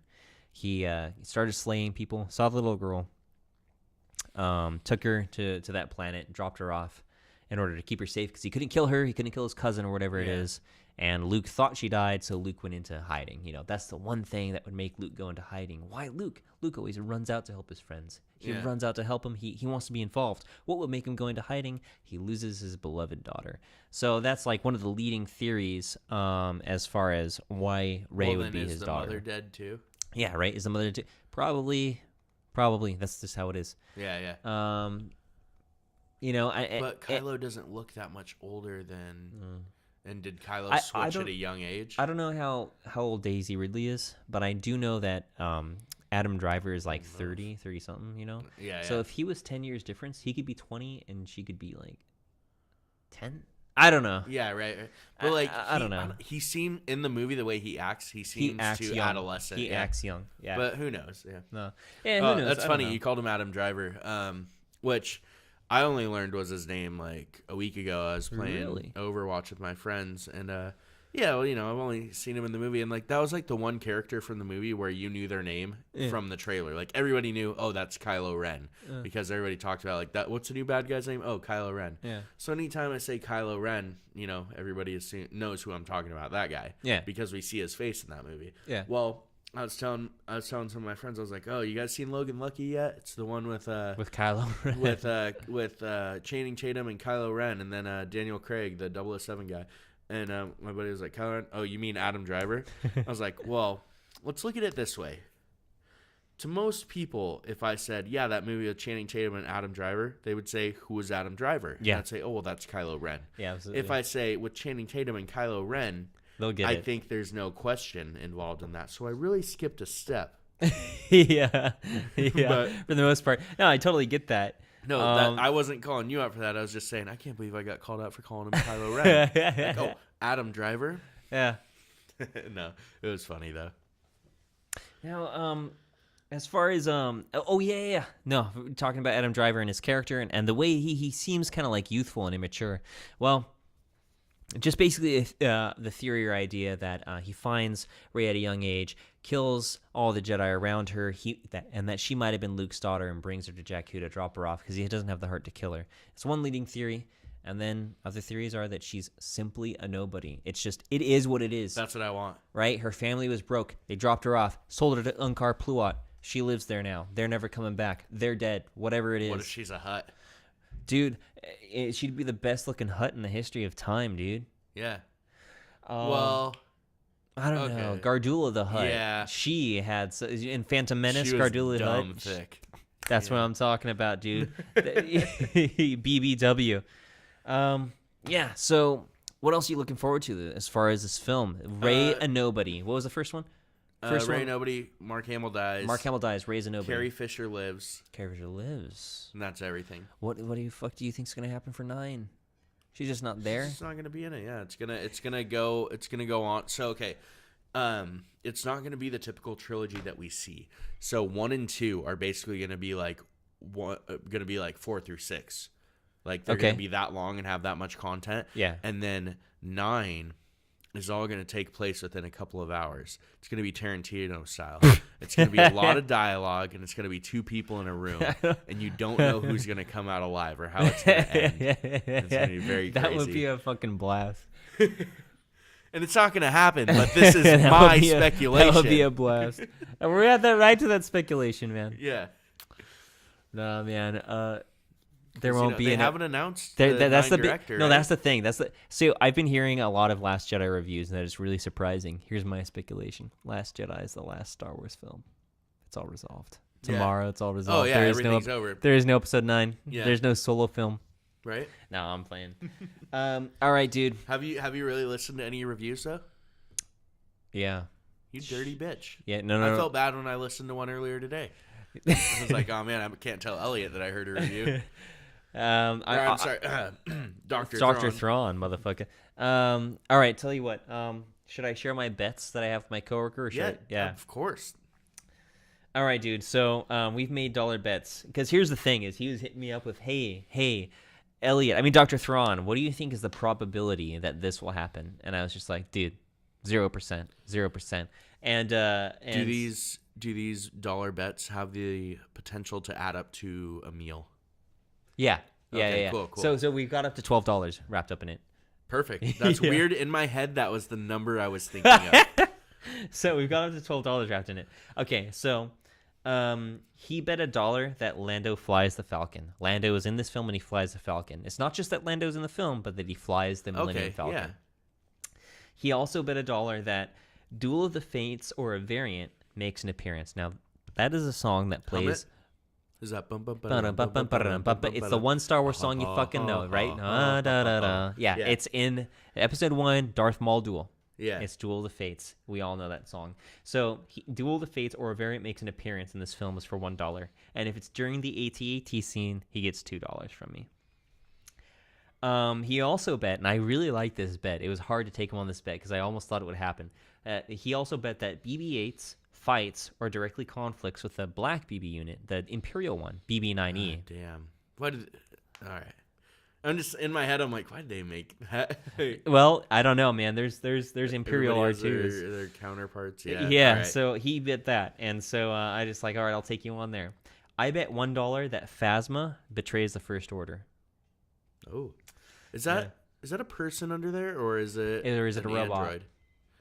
That should be a bet. I watched right. I think at this point it's a person. Here's why: Empire magazine released a bunch of like still like photos. like movies, but not moving, like not non-movie movie photos. Yes. So pictures. Yeah. Empire magazine released a lot of these, as you say, pictures of the film, and one of them had Gwendolyn Christie without her helmet on. Mm-hmm. So maybe she's a human. Maybe she takes her helmet off for the film. Okay. Anyway, so maybe she's a human, to answer the question. Hopefully. But in the first film, she seems very robotic. I think they didn't know what they wanted her to be in the first film. Right. And so they let her... Does she... You watch the TFA again. We're going to watch it tonight. Yeah, but you'll see her like moving her head so stiffly and incrementally. This will only be the third time that I'll see the TFA. All right. Yeah. That's cool, though. Does she get the Force used on her? The mind control? Jedi mind trick? No. Okay. Because I was going to say, can robots be fooled? No. Robots... I don't think you can touch them with the Force. Is it to like push their bodies around? Yeah, of but course. Like especially the very weak, droid. There's army. no precedent for it. Yeah, they may in the future, like they might break rules, and I'll just go, all right, that's what it is now. But right now, there's no precedent. They never for tried it with Grievous or anything. Grievous is like got a human brain, like an alien brain. Right. But no, they never tried that with him. All right, cool. To mind trick him or anything. Mind tricks sometimes don't work on strong-willed beings like Watto, Watto the space flying That's so Jew. weird that he... Yeah, right? Or Italian, I don't know, the gigantic nose. No, I'm pretty sure they were like, they knew what they were doing. Yeah. They knew Disney was going to buy it. All right, more bets. Yeah, sorry. So my last $1 bet was fat. Okay, this bet is for $3. Luke does not begin the film with his lightsaber, and it's not kept in an accessible place or chest. I don't believe Luke has his lightsaber. Okay. That's one of my bets. Well, We know that she has the blue one that he drops off the Cloud City, right? Yeah, but after that, in Return of the Jedi, he makes a green lightsaber. Yeah. And he even has that throughout the Battlefront video game. But my belief is that he does not still have it for this film. I first believed this when we walked out of the TFA opening night. The look on his face told me this guy either rejects lightsabers or he doesn't have one, or it's been a long time since he's touched one. And that's my bet. And this is our only like $3 bet. The rest are all $1. So we'll see. What if Kylo has the green one? No, we know he doesn't. He doesn't care about the green one. He wants Vader's shit. I said no. Anyway. Now you're thinking about it though. Yeah, it's getting me going. No, dude. No, dude. All right. Another bet is this one's kind of an odd one, but I asked him, when do you think Finn wakes up? Because we know that Finn wakes up because we saw the trailers. We know that Finn's asleep because we saw the last movie. I said, when do you think Finn wakes up? Do you think he wakes up before the 30-minute mark? He said, yeah. I said, do you think he wakes up before the 25-minute mark? He said, no. And I said, all right, $1. So my $1 bet is that Finn wakes up before the 25-minute mark. So we'll see how that goes. I don't know how much of the movie they can do without Finn, but we'll definitely see. Hopefully a lot of it. Like Finn's cool. Finn's really cool. But well, they had Return of the Jedi. Han Solo was in carbonite for a long time before Leia frees him eventually. I don't know the minute count, but that's the way it was. A long time? Wasn't he? No, Return of the Jedi. That's like the opening act, and that's how everybody gets captured, and then Luke comes and frees them, right? Yeah. I guess the opening act. I don't know how many minutes. Yeah, you're right. 10. You know, I can't tell you. Yeah, I couldn't tell you either. But like, definitely, it's a bit. It's a bit. Yeah. You know. All right. Another bet that we have is so he's like, all right, I'll bet that Finn loses a body part. You bet that Rey loses a body part, and that'll be whoever wins goes to the $1. I loved that bet. What if nobody? What if nobody? Then nobody wins. Yeah. We scratch it. If they both lose a limb, that won't happen. But if they both lose a limb, we also scratch it. So my favorite bet of his is that a Porg fixes something on the Falcon. Either by accident, whether it's on purpose. Maybe Chewie knocks a Porg over because he's fresh. The little bird guys, right? Yeah. He knocks over from a Porg. Luke Island. Exactly, from Luke Island. You know, Isle Luke, Loch Luke. Isle of Luke's. From Luke, Hawaii. I feel like you can't not sound Scottish when you say Isle of Luke's. Isle of Luke's. But anyway, maybe Chewbacca knocks one off the console and it falls into a wall and it fixes the hyperdrive or something like that. But the bet is that if Porg either fixes something on the Falcon or improves their circumstance somehow in any way on the Falcon. I would go the opposite way. Break something. Yeah. Holy shit. Well, hey, if it does break something, then I win that bet. I get $1. Yeah. So that would be great. The last bet that we have is one that I just kind of came up with spontaneously. Okay. It contradicts the Rey loses a body part and Finn loses a body part, but the bet that I decided to throw in there for fun was Luke cuts off Kylo Ren's hand or body part for $1. Oh, Luke and Kylo lightsaber duel. I don't know. I'm imagining the events Luke leading just to has it. A knife. I'm imagining the events leading to it is that Kylo Ren is the first time he fought Rey, he was wounded. He was going through emotional distress. He was not trying to kill her because his objective was to capture her. He was exhausted from a fight with Finn, which also wounded him. He lost that fight when Rey finally taps into the Force full blown. He lost that fight. Next time, he won't make that mistake. He'll have training from Snoke, and he won't want to lose that fight. So my thinking is Kylo Ren might win that fight. Luke will. So in my mind, Luke doesn't have a lightsaber, right? He'll have to finally step in. He uses his blue lightsaber. He calls in that lightsaber out of Rey's hand before Kylo Ren can grab it, because Kylo Ren's always trying to get that goddamn Kylo lightsaber. Ren's using the green lightsaber to fight him with. No, fuck this! I'm flipping the table, guys. Oh shit! Pick up the mic. No, I'm just playing. And maybe he gets his blue lightsaber back, cuts off Kylo's Ren, all that shit. So who knows? That's a bet that we've got. We've got a bunch of bets going on. The point of these bets is that they're all $1 bets. They're more there for fun.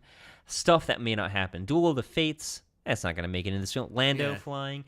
Luke cutting off Kylo's hand. That's just not Luke. He would never inflict the kind of pain that he suffered upon another person. Probably no matter how evil the person was. Maybe.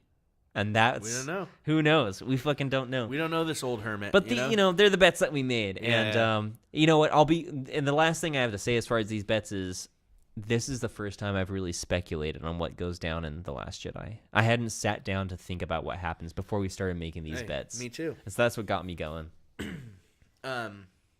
So I think that's like it for our Last Jedi speculation, right? Our talks on it. Yeah. I sent you that Mark Hamill tweet about the... That was you, dude. Yeah. All week long I've been asking people, hey, did you show me that Wampa tweet? Yeah. And they're like, no. And I'm like, oh, let me share it with you. Yeah. And I've been telling them. So that was you. Or like where Mark Hamill's like, Luke wouldn't have done that. Yeah, Luke wouldn't have done that. That goes towards like what I've been like saying for a little bit of like what I've seen out of Mark Hamill. I'm like, dude, shut the fuck up. Like, come on, man. Like, I get it. It was like your huge role. Like, it's probably very immersive. Like, that's who people recognize you as. Yeah. Like, I don't think Luke would have done harm to that animal while all this stuff. Like, dude, shut up. Like, just like when he went off and was like, I think Luke would have sensed that Han was in danger. And like he did that whole like talk, like telling people that. And I'm like, come on, man. Like, just shut up. You know, I don't know. Like, the thing is there's got to be something that he doesn't know about where the writers are going. And that's good. Yeah, absolutely. It means that, I don't know. But it means that there's directions that Mark Hamill himself is not expecting. I like that I'll say this. I like that he's so invested in his character. I like that he talks about him. I like that he's into it. And here's the thing is they'll throw his character into a direction that he won't be expecting, and he's still going to give it his all. Right. And so what I think we'll see is maybe fans will not be satisfied with Luke, but everyone's going to be satisfied with Mark Hamill. Mark Hamill was going to give this his absolute best. The fact that he's you saw what he said about TFA, right? What did he say? So he was doing like this little like I don't know if it was a panel or what, but he was like, so I didn't want to do TFA, and then Carrie Fisher and Harrison Ford signed on, and I didn't want to be the one asshole that was like, no, I'm not doing it. They signed on, so I was like, okay, I'll do it. Well, and then I thought I was gonna have a bigger role, but then they just threw me in at the end of the movie. Yeah. So I mean, a timeline is also necessary for kind of comprehending what's going on, and it's that he was approached at lunch with I think George Lucas, who was pretty much selling or about to sell the company to Disney, and he was talking about this in an interview. It was him and his wife, and his wife was asking him like, "Oh, George wants to meet us for lunch. What's going on? Are they making another?" And Mark was like, No. He just wants me to do some interviews and some publicity stuff, and wants me to attend some conventions because they're doing it. They show up for lunch. George is like, we're thinking about doing another. Do you want in?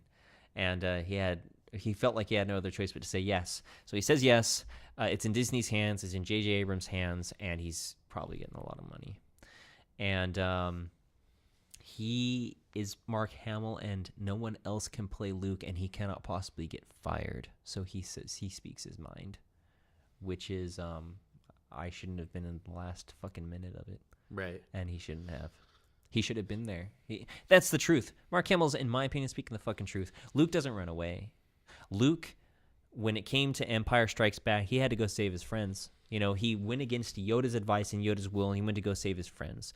In Return of the Jedi, what does he do? He puts his hands out in handcuffs and says, okay, take me to Vader and the Emperor so I can go confront them and become a Jedi. That's his thing. He goes and he runs, rushing toward the battle. He goes toward action, right? And in Force Awakens, what we see is a Luke who's been hiding for so long. I don't think it's just Mark Hamill who's got these alarm bells ringing about what they're doing with Luke. Yeah. I think it makes sense. And I think that I think it makes, I'll give him his credit, but I will also say I want to see what they have in store. I want to see. I will make my mind up after The Last Jedi, because we don't have our answer. We don't have our answer yet. For sure. What was the first Star Wars you saw as a kid? I did see A New Hope as a kid. Okay. One of my earliest film memories is either A New Hope or Lion King. And actually, before that, I'll be honest, I think I watched some of the Ewoks animated cartoons, and that was a fucking long time ago. But yeah, it was A New Hope. And then after that, I watched Episode 1. And then after that, I watched Empire, and I watched Return of the Jedi. Okay, cool. Yeah, I was introduced to Star Wars like really, really young. Yeah, me too. By my grandparents. Like, it was really cool. Yeah. And Return of the Jedi was like obviously my favorite because of Ewoks and just the way it starts off. Like it's just kind of nonstop like action. And as I got older, I just rewatched Empire them. Yeah, became my favorite. yeah. Empire is definitely on a different caliber than both the movies around it. Just the Battle of Hoth was like really cool. Yeah, everybody loves that. I really like Return of the Jedi too. Ewoks, they're there, but I really like it. I like and Luke Skywalker in all black, man. Yeah, dude, that was really cool. The first time we get to see Green Saber, the all black, I loved it. To this day, when I go to work and like I break the rules and wear all black pants with my all black shirt, I feel like Luke Skywalker in Return of the Jedi, and I feel like a badass. Yeah, it's solid. It's a great. Yeah, he's become a man. So you know what? That's what it is. Is the original Star Wars trilogy is about a boy becoming a man, and that's what it is. He's very different from the earthly white wearing Luke in the first movie to the brownish wearing Luke in the second movie to in the last movie is just like a dirty black. Luke in the second movie. Yeah, just second movie is really dirty Luke. Tank. Yeah, him in the fucking diaper tank, right? And he's wearing like brown weird colors on the tauntaun. He sleeps inside the tauntaun. It's very dirty. He's going through a dirty moment in his life. It's fun and games, but it's also gross. He's on Dagobah, which is just swampy and gross. And then he's fucking cut up and he's bloody and he's got bruises on his face during Bespin and he gets his hand the cut car off. Accident, right? It's after the car accident. So he gets slammed by the Wampa. It's cool that they kept him though too. You know. Yeah. Not knowing how far that film franchise was going to go. Yeah. Their lead gets like a little bit mangled it's like, in a car accident. It's crazy luck that it ended up doing so well. Yeah. It's like kind of similar to the kids of Harry Potter. Like you don't know what these kids are going to grow up to be like, but Emma Watson grew up to be hot, so they got to keep her, and then Daniel Radcliffe grew up to be short.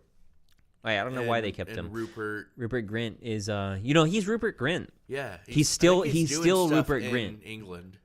Yeah. Or Ireland. Or Scotland. in Rupert Grintland. Yeah. Yeah. Where are we even going with this? I don't know. I was wondering. Yeah. It was a fun little aside. Yeah. Well. Hey, let's get down to our fucking awards ceremony.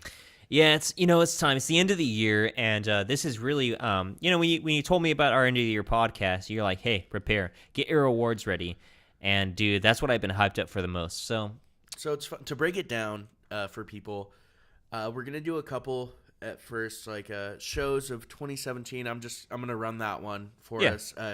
Game of the year. We're gonna both kind of have an opinion on it. We're gonna talk about it. Maybe award one each because we're different kind of gamers. Sure. We play PC, I play console, but it's fine. We'll give our votes. And then movies, we're going to duke it out, and we're going to duke it out for the worst movie of the year. Yeah, here it goes, guys. It'll be cool. And let me tell you, I put a category on all the ones I reviewed for worst of the year. But what I want to say about us deeming a movie or a show or a game worst game of the year, it doesn't mean it was the worst. There was a lot of stupid stuff that came out, a lot of dumb stuff. But I'm talking about biggest letdown, basically. That's what it means to me. Yeah, we have not talked about this yet, but yeah, that's actually where I was going, was the biggest disappointments, biggest letdowns. Yeah, so you have high hopes. I had high hopes. I didn't really watch any like really bad or play any bad shit, but yeah, I had high hopes. Just the biggest letdown. Like obviously, like I could go to TV shows and say, all right, this is the worst TV show, but obviously there's some really bad reality TV shows and stuff like that. I'm just talking about where I was let down personally. So that's what gets the Golden Fart Award. Yeah. Yeah, absolutely. And you get the feel for it, in this kind of podcast of where we go with that. Where we love the things we love, and when something we love, kind of screws the pooch, we're not afraid to say it. Yeah. That we want to keep an honest line here to each other, and not with you guys. You're just listening. You have no input. Yeah, we don't like any of you. No, I'm just kidding. On YouTube now. Thank we get you comments. for eavesdropping, and absolutely. Thanks for the ease of feedback as far as comments go. So anyway, here we go. Join us for this ride. Yeah. End of the year awards, starting with shows. So I don't know. Give me a little feedback here. So I did 1 through 5, did honorable mentions, and then I got the worst. Should I do honorable mentions, do the list 5 and up, and then worst? You know what? I always feel like it's weird when honorable mentions are listed last, so I want to hear them. I want to hear them first. Yeah, I want to hear them first. Is cool. that? Yeah. Yeah. All right.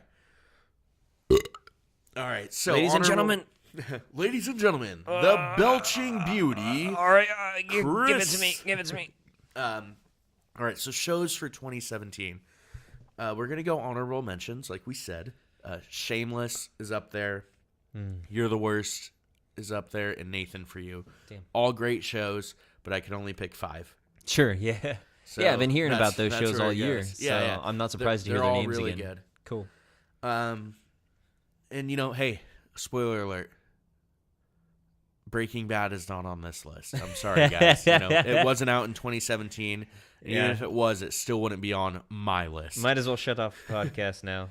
Yeah. Oh, also, Game of Thrones won't be on it. I don't watch Game of Thrones. Sorry. Yeah, they leave that to me. Exactly. He'll tell you about Game of Thrones. But, given how the season went, I don't know if it would have made the top 5. I'm just kidding. I forgot that was this year. Holy shit, it's been a while. I know, right? It was a long year. When I was looking at... I'm sidetracked again. But, when I was looking at the list of all the movies that came out this year, I was like, holy fuck, that was this year? Yeah. That was this year? Absolutely. That was this year? Yeah. Absolutely. And then I was also wishing that there was some shit from last year because I was hard-pressed to find some worst. Exactly. A lot of shitty ones are last year. We're going to have fun arguing about the worst. I'm going to love it. I know what's coming up. Anyway, let's get to shows. Okay, oh, man, I can't wait. 1 through 5, baby. Yeah, so we're going to start bottom up, right? I'm Yeah, not gonna tell you what the best oh, one was dude, first. I got something to wait for. Yeah, all right. So number 5, Superstore. I've already talked about it on this podcast. Oh, yeah. I love it. It's probably the only good show on NBC right now, in my opinion. Sorry, Saturday Night NBC. Live is all right, but... Yeah, as you can tell, we don't get endorsements from NBC. Yeah. Come on, man. I just went to Universal. Like, you guys got to give me something. But Superstore is cool. It's fun. Like I've said multiple times, it's got that feel of like The Office, Parks and Rec, 30 Rock, all that feel of like the mid-2000s, like really good shows on that channel. And I think it's doing really well. I really like it. I'm going back, I'm rewatching it. It's all on Hulu, and I'm just like, man, this is just a fun show.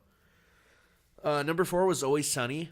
Oh, man. That debuted in January, and it's already on Hulu, and I've been showing you like the episodes from this latest season. They're all really good. It's one of their best seasons to date, which is really hard to find. I used to just walk past this show on TV, see what was going on, see these like fucking 4 to 5 guys in a bar, not give a shit.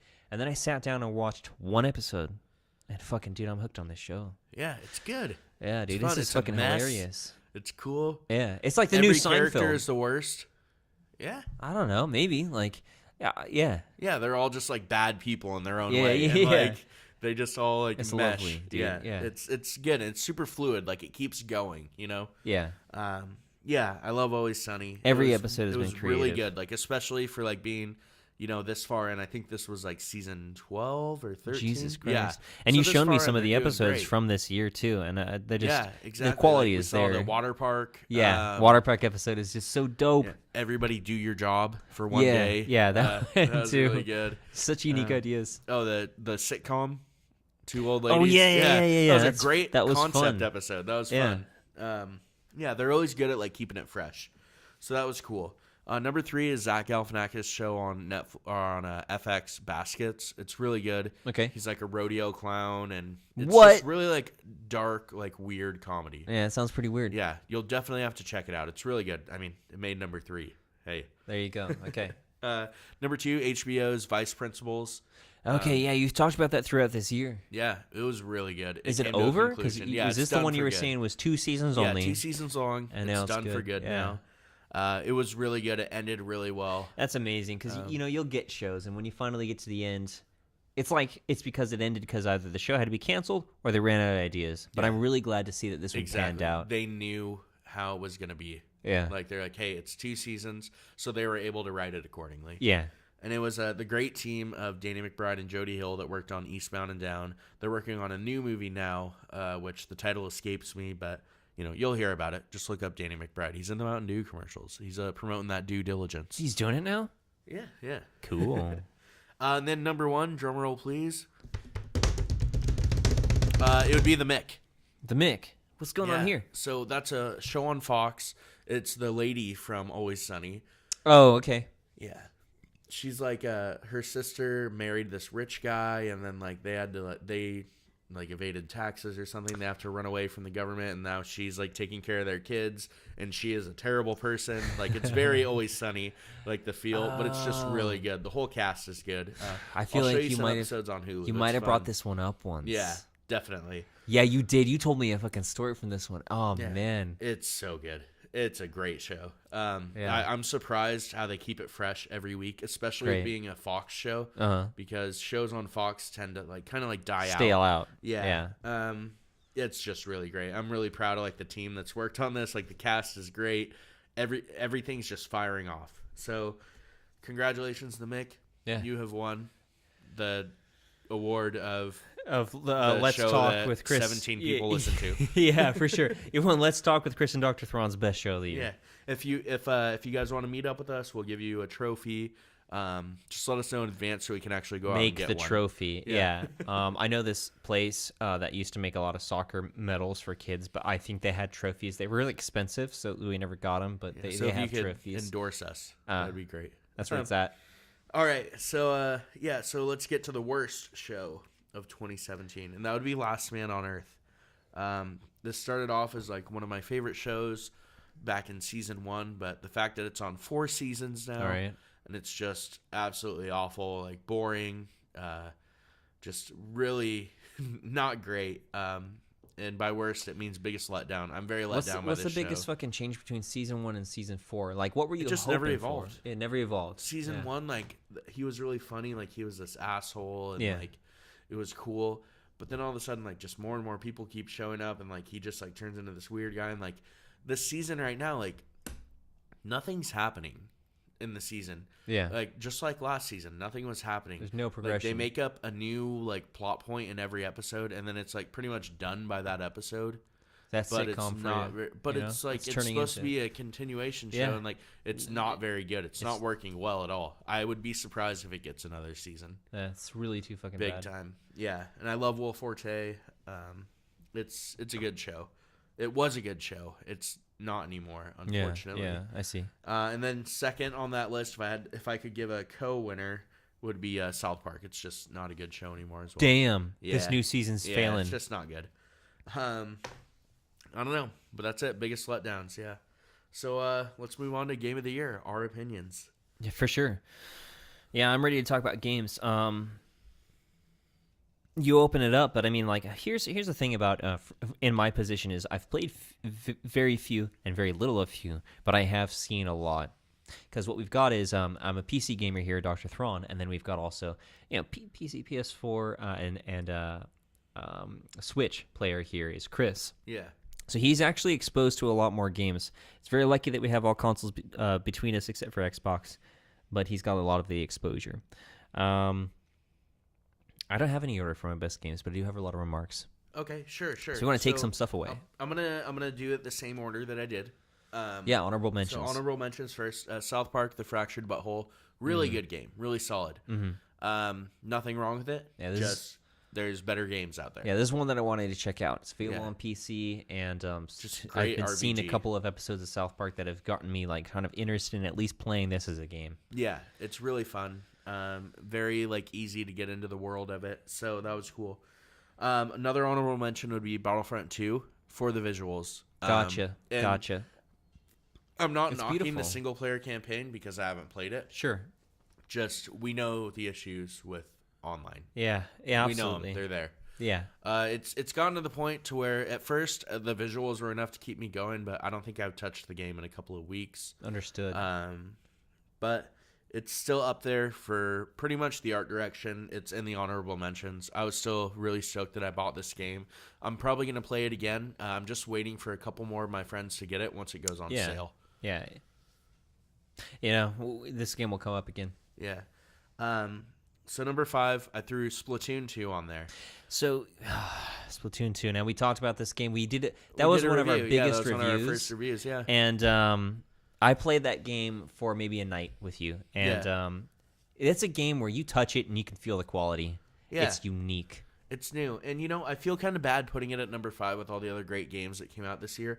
But the thing is it's really a continuation of Splatoon 1, which didn't get a lot of hype with the Wii U doing as poorly as it did. Sure. But I really, with Splatoon 2, like, I didn't have a Wii U. So the fact that I finally got a chance to, like, really play it and have fun, like, it's just such a fast-paced, like, new experience for, like, online gaming. Yeah. Now, there's a lot of problems with the Switch that hinder an online experience. But, there's ways around that if you're willing to work with it.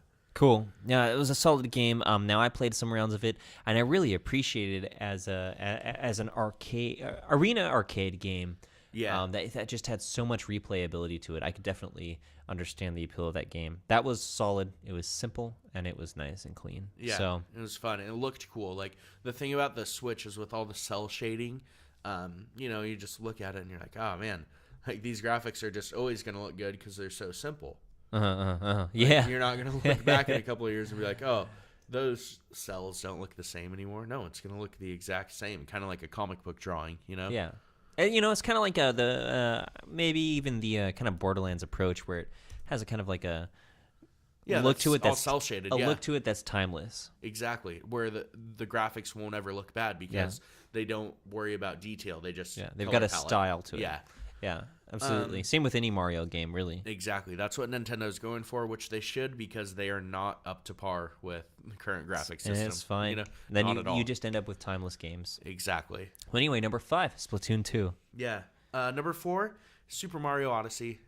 Great game. I was showing you that not that long ago. Yeah. I'd already beaten the game at that point, so I was just kind of like playing around like the sandbox, like just showcasing some of the stuff you could do. It was just so much fun to watch as well. And the boss fights are like pretty cool. Like, I just showed you one of them, I think, but they have a lot of them that are really, really fun. The thing that puts it at number 4 is that it's pretty easy. It's not very hard. It feels childish at times. So that's what knocks it down. It's still a great game. Sure. Like, I think I gave it like 9 out of 10, like an A-. Yeah. Just the thing is like, it's pretty easy. Obviously not if you're trying to get like all 1,000 power moons, but just as a game in whole, it's pretty easy, but it's really fun. It looks really good. There's a lot of stuff to do. There's a lot of hours of gameplay. Maybe there's some reliance on nostalgia. Yeah, and it stays true to the series, which is really fun. It follows as a direct sequel, you were saying. Yeah. So that was great. Number 3 would be Horizon Zero Dawn. Yeah, no, I watched some of that game too, and first of all, it looks beautiful. Because, I don't have a PlayStation, so I'll do a lot of watching. It looks beautiful, and the story seemed like very engaging. We talked about it before on this very recording, and you were talking about how it's got a really unique combat. Oh, yeah. The combat's really fun. It's not about how you fight. Well, no, it's about how you fight, but not how you fight. So basically, like the bosses. You're just, almost every bad guy is a boss because you have to find their weak point. And, they're weak against like different elements or like different types of like bolts or arrows or whatever. Like, it's very strategic in the way that you fight these giant machines. And, you can get overwhelmed very easily. But that's what really makes it. It's not about, you could get through it if you just keep shooting it with arrows relentlessly. Like, sure, you'll eventually kill it. Sure. But you could do it a lot faster if you plan it out. Yeah. And make it a more rewarding experience. Exactly. Like, you feel like a badass. And you're like, boom, I just said it. I just shot you, made you run this way. You hit a trap, and then you tripped. I laid into where your weak spot is, and you blew up. Nice. Now you feel great, That's good that it creates those moments. Yeah, you can get that, and you just like feel like a badass. And a lot of those are experienced in like they have these things called the hunting grounds, where like they actually like put like some of the bigger bad guys in there, and like you can go in there and like they give you stipulations to trying to beat them, like knock a cannon off this one's back, grab it and shoot it and kill it with that. It's pretty crazy. Yeah, that's wild. Or like override another machine, make it attack that and get the kill that way. Like, there's just a lot of stuff you can do. Like, there's so many different options. Different approaches. It just depends what type of gamer you are, Or you can just sneak past everything. Hey, I'm glad that option exists. Right? We are at number 3, and since we're in the middle, and since I don't really have a list of, like, 5 myself, I do want to throw in a contribution, which is PUBG. I do want to talk about PUBG a little bit. Since I did play that, I will reward this game for it being like my only real contribution of extensive gameplay. I'll reward this game for the fact that it makes it seamless to play with your friends. You play over and over, play with your friends, you can learn this game really quickly, and it is simple and unique. So PUBG was a fun experience. I'm surprised that you had said earlier that it got an award in the Game Awards, but, clearly it's making its mark on the world. So just wanted to throw it in there. That was throwing it in there because we had been at number 3 for this year, Horizon Zero Dawn. Now, what's number 2 in your in our ranking for 2017? So it's going to be Legend of Zelda Breath of the Wild, which won Game of the Year from the Video Game Awards. Sure. But, to me, it's number 2. Yeah, I got you. It's a great, beautiful game. It's really fun.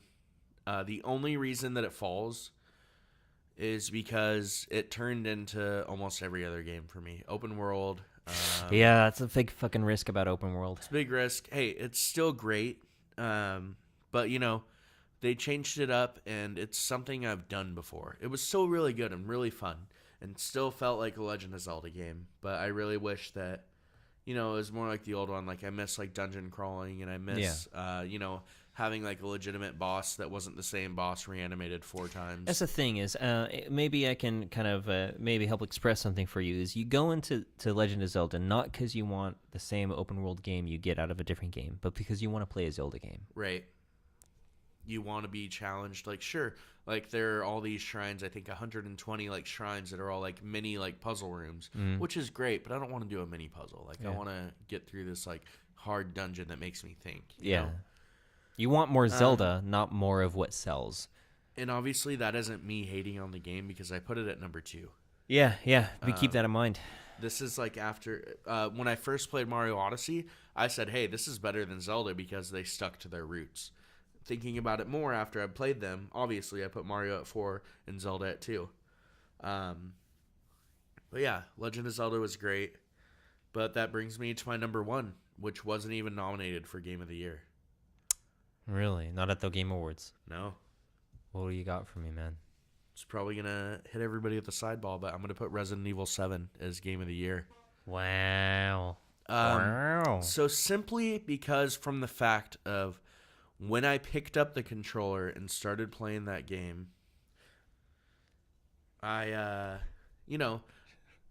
First place, though. First place for Resident Evil 7. Yeah. It's just, and I was saying, like, it's just no other game that I played this year had that feeling from the start. Like, right away, right when I picked up the controller, I was like, holy shit. Like, I was so immersed and, like, so excited. And, like, all the way through, like, playing it all the way through, I did not want to put it down. It wasn't as long as some of the other games on the list. But, like, this one, like, I really, really fucking cared about. And this is a long-standing game series that got back to its roots in a way, but also it went first person. It went new. But it was so good. I was hearing a lot of things. This was a really scary game, is what I was hearing from other people. It was scary, but it didn't really like rely on the jump scare. Okay, good, fucking good. It didn't need it. Jump scare's not scary. Jump scare's loud music and a startle. Right. So that you're saying this is scary without that. That's fucking good. Oh yeah, there was a lot of like presence that scared you. Yeah. Like there was like somebody that like you could like shoot him and like knock him out, but he was gonna get back up and like be wandering around the mansion that you were in, and like he could grab you at any moment and start fucking you up. Like you would like kind of hear him. And you're like, oh my god, no, I need to like start running.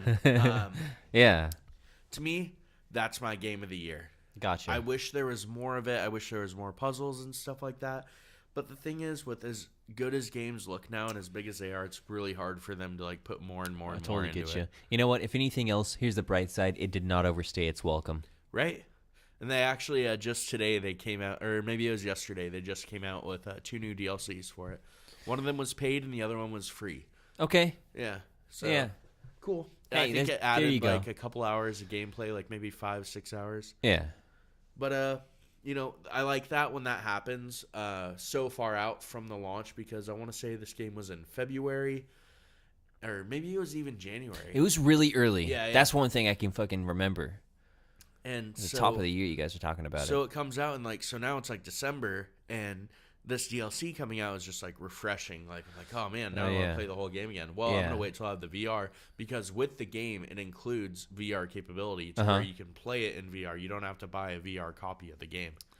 Oh, okay. Yeah, so that's cool. I think all games should be like Skyrim and Fallout, but absolutely. instead they're making you buy a $60 game. Buy it again. Dude, how many times thank you, Capcom.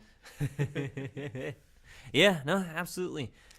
That's really good news. So there we are, dude. First place for Let's Talk with Cris and Dr. Thrawn. Game of the Year ends up with Resident Evil 7. Oh, yeah. And so it's been a while since Capcom, we heard if you that want to game. if you want to come and get that trophy, just let us know in advance so we can have it made. Yeah. Once again. So Absolutely. I hope you don't mind plastic. Gold color. and, the soccer ball is like more of like a symbolism for like you guys are like making your goals. Absolutely. You scored. You've got balls, but like singular, so you've got ball. So I think before we go into best movie of 2017, we should do the worst movie. Really? Yeah. Holy crap! I like that. And then end on the note of best movie. Sure. Yeah. Sounds good. I think I have them. I think I have them in order. Yeah. Okay. So what do you want to do? Bottom to top or top to bottom? So like Or you do your list and I'll do mine. Yeah, I'm gonna end mine with the absolute worst. Okay. But I'm gonna start with the least worst. Okay. So should we do 3 and 3 or 2 or 2? Nah, we'll just do. How many do you lists. I have 3. I have 3. Okay. So do your whole list and then I'll do mine. Gotcha. All right. Well, so for my 3, my nominees for 3 worst, we will pick a worst. Yeah. But my nominees for 3 worst, in order of best to worst, is opening up with Lego Ninjago.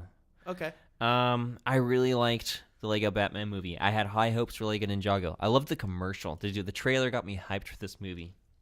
But it was okay, but disappointing. It felt made for TV. It felt formulaic. I left the theater knowing that this was a quick cash-in, a cash grab, riding the coattails of the Lego Batman and the other Lego movies. It had a new director, a unique director from the other movies as well, so that kind of explains it, I would say, at least as far as I know. I loved the trailer, but did not love the movie. It was fun. I'm not saying it was bad, but it was a letdown, and it did feel like I was sitting in at a fucking kids movie. I know a Lego Batman might have been too, or the Lego movie might have been as well, but I don't know. Those just touched audiences in a different way. So there you go, Lego Ninjago for that one. Next up, what I have for my second worst movie is Hitman's Bodyguard. Now we saw this together. We reviewed it together. We were in the same theater, actually. The more you go back and think about it, the worse the movie gets, right? Yeah. Some of the novelty Yeah. wears off. With Lego Ninjago, like, I remember having a good time, but looking back, I was just like, fucking A, 2017 has offered so much better. So anyway, back to Hitman's Bodyguard. This was a movie that we were actually hyped for. I was hyped for. Yeah, we were like, excited for. Good cast. Like, if anything, Yeah. you can have a good time watching it because of the cast. Because of the cast of Ryan Reynolds and Sam Jackson. Which we did. Maybe that was a beer. Yeah, no, I had a good time. That's the thing, is like, I like Ryan Reynolds, I like Sam Jackson. It was great to see them both acting. I don't think they were a groundbreaking dynamic. Not at all. Not at all. It was good to see them both, but while they butt heads like a dynamic in this kind of movie should, they also didn't, like, work together. They only covered each other's asses at some point. Like, they were not a groundbreaking dynamic. I'll just leave it at that. Yeah. This is something that I picked up on when we reviewed the movie earlier this year. We weren't on the same page, but I also did not like what I saw as a bunch of racial remarks and jokes. Right. I just didn't sit well with me. It felt like it didn't need it. You have two fucking AAA actors, right, in this movie. You have the ability to write a dynamic that survives on its own, maybe. And instead you give us these like really like cheap, low effort racial like jokes and comments throughout this film when I'm here trying to live in the modern age. And it was just unneeded, and I was looking forward to this dynamic surviving. And maybe there's just going to be a sequel. Maybe this is going to be like the next Rush Hour or something Hopefully like not. that, Yeah. But hopefully it's not. No, now it's definitely not going No, to it's be, definitely not. And it was a one-shot. It came out. People forgot about it. I expect, because I haven't heard about it since then. Right. And all I know is I had a good time watching it, but yeah, it was not what I hoped for, and I had to overlook things while I was watching it. I don't remember the plot. That's Hitman's Bodyguard is my number 2. And so I'm listing as my nominee for all-time worst. In the order of worst, I'm putting The Dark Tower. It was simple, not visually pleasing. I will say, Idris Elba is great. He worked well with the kid. He did a good job. Oh, he did a great job. He did in a the movie. fucking great job. Idris Elba was amazing. He was the gunslinger, right? It's not his fault. It's not. Like, every time they wanted to show off how badass the gunslinger was, he just, like, shot, like, one round and then reloaded really fast. Like, that's how they, like, specialized his ability. They're like, look how fast he reload. reloads. A and 6-shooter. Finally, like, at the end, like, for, like, a minute maybe, they show off how well he can actually shoot. But before that, like, it was just like, he can reload really fast. Yeah. You know, they Will you hinted ever watch that movie again? No, I will not rewatch that film. I will watch other Idris Elba films. But I won't rewatch Gunslinger. Matthew McConaughey's performance was interesting, but it's not worth revisiting. And I like his acting. It was interesting to bad though. It was below the 50%. Right. Yeah. And I don't know if that was because of him, or if he was cast for the wrong role, or if it was because of direction, or maybe because Stephen King doesn't necessarily like hold his rights too close to his heart. Absolutely, he just like lets it get made. And at least they get made. Exactly. This That's got true. made. Yeah, this got made. Here's another like meta. This is kind of meta. We know that like all the books were like pushed into one movie. That fucking sucks. This is disappointing. The Dark Tower is making my worst because it is the most disappointing. What could have been a universe, right? They failed to create that universe that could have had quite some potential to it. It could have been an interesting series. It could have been Idris Elba is the gunslinger, and he's got a long way to go. I loved those scenes with him and his father. That one scene with him and his father, I should say. That was a well of potential. Somebody was telling me that that the Dark Tower was actually supposed to be part of a Stephen King universe with like it and really? other things that existed. I guess there was some Pennywise stuff in the Dark Tower. Yeah, I don't know if they crossed over or anything like that. I just don't know. Yeah, doesn't sound good I don't to think me. the movies should have crossed over if that's what they were planning. Right. But I mean, I'm glad they're not crossing over. But yeah, this film just feels like a lost opportunity. We didn't get to see enough into the gunslinger. Like, I remember reading a little bit enough of the kid either. Enough of the kid. In an age where like we have a lot of these strong child actors, be it with It and Stranger Things and all that, all that stuff we're surrounded with. We see this movie and then we got a lot of potential for a child actor. Yeah, we're like, okay, but this dynamic is okay. Obviously, Idris, however you say his name, he was the best part of the movie. He did good. Yeah, we're not gonna knock him for this. No, movie. Solid. McConaughey, I'm gonna knock him. Like, just like, it was a weird role, especially he hasn't been in much lately. Here's the thing: you know what? It might have been interesting, but he was just being himself too. Yeah. So I can't give him plus points. I can only say it was interesting at best, bad at worst. Yeah, and I'm glad we're talking about that. That's good. We got that pretty much out of the way. So you've got your 3. Those are my 3. To recap, Lego Ninjago, Hitman's Bodyguard, and The Dark Tower. And a lot of it is based on disappointment. And that's all it is. I mean, come on, we didn't watch The Boss Baby. We didn't watch like Bad Mom's Christmas. Like, those could have easily been the worst movie. We're talking about biggest disappointment, things that we were excited for. Yeah.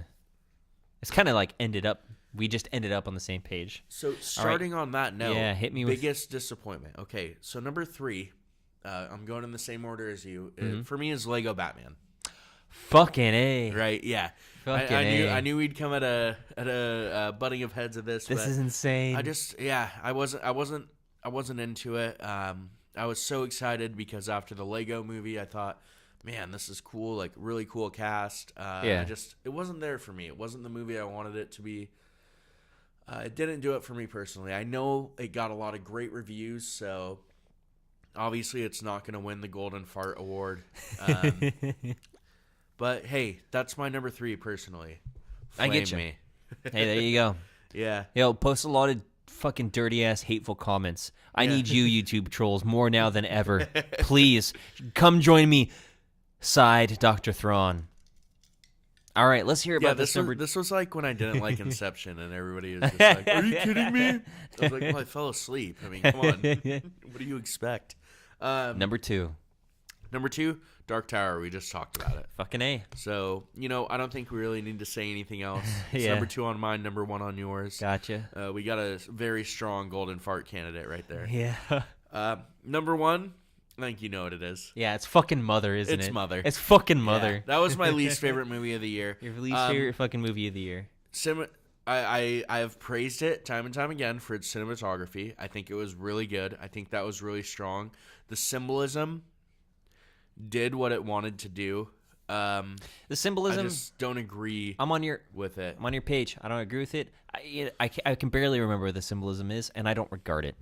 Yeah, I didn't have it in my. I didn't know about it when I watched. You the movie. got your own meaning from it. Yeah. You know? I was just. I wasn't impressed. I think it was a huge swing and a miss. Yeah, I see what you're talking about. The performances by the actor and actress. I guess like now the term is just actor on both hands. Whatever. I think Jennifer Lawrence and Javier did great, but the script just wasn't good. The story wasn't good to me. I understood that it was about the Bible. I understood all of that. Forget the Bible shit. But that's all I could think of. Yeah, and I don't it's like too what it was trying bad. to It's convey. too bad Yeah. you ran into that before you watched the movie.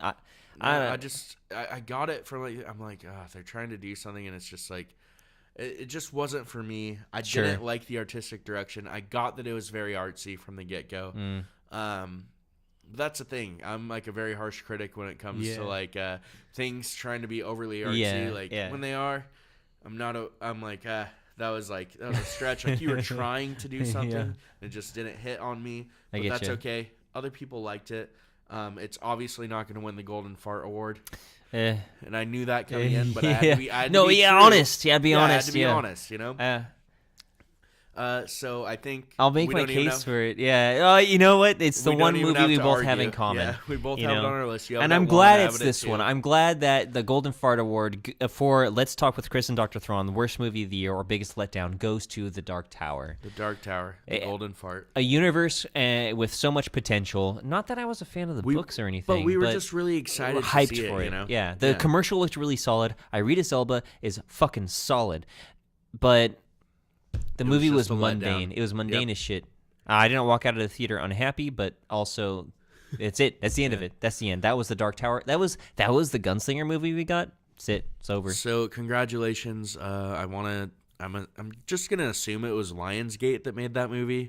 I mean, I don't know who else would have. It wasn't an EC, the one that's weird and it hangs up and it's got the shadow and it casts EC it or could something. be. I don't know. I'm just gonna say, hey, Lionsgate, if you want to show up and accept this award, the Golden Fart Award for it's of a trophy. It's still a soccer trophy, but he's letting a ball get past him into the goal. I don't know. Something like that. Well, there you go. Just let us know beforehand so we can pick one up for you. Yeah, absolutely.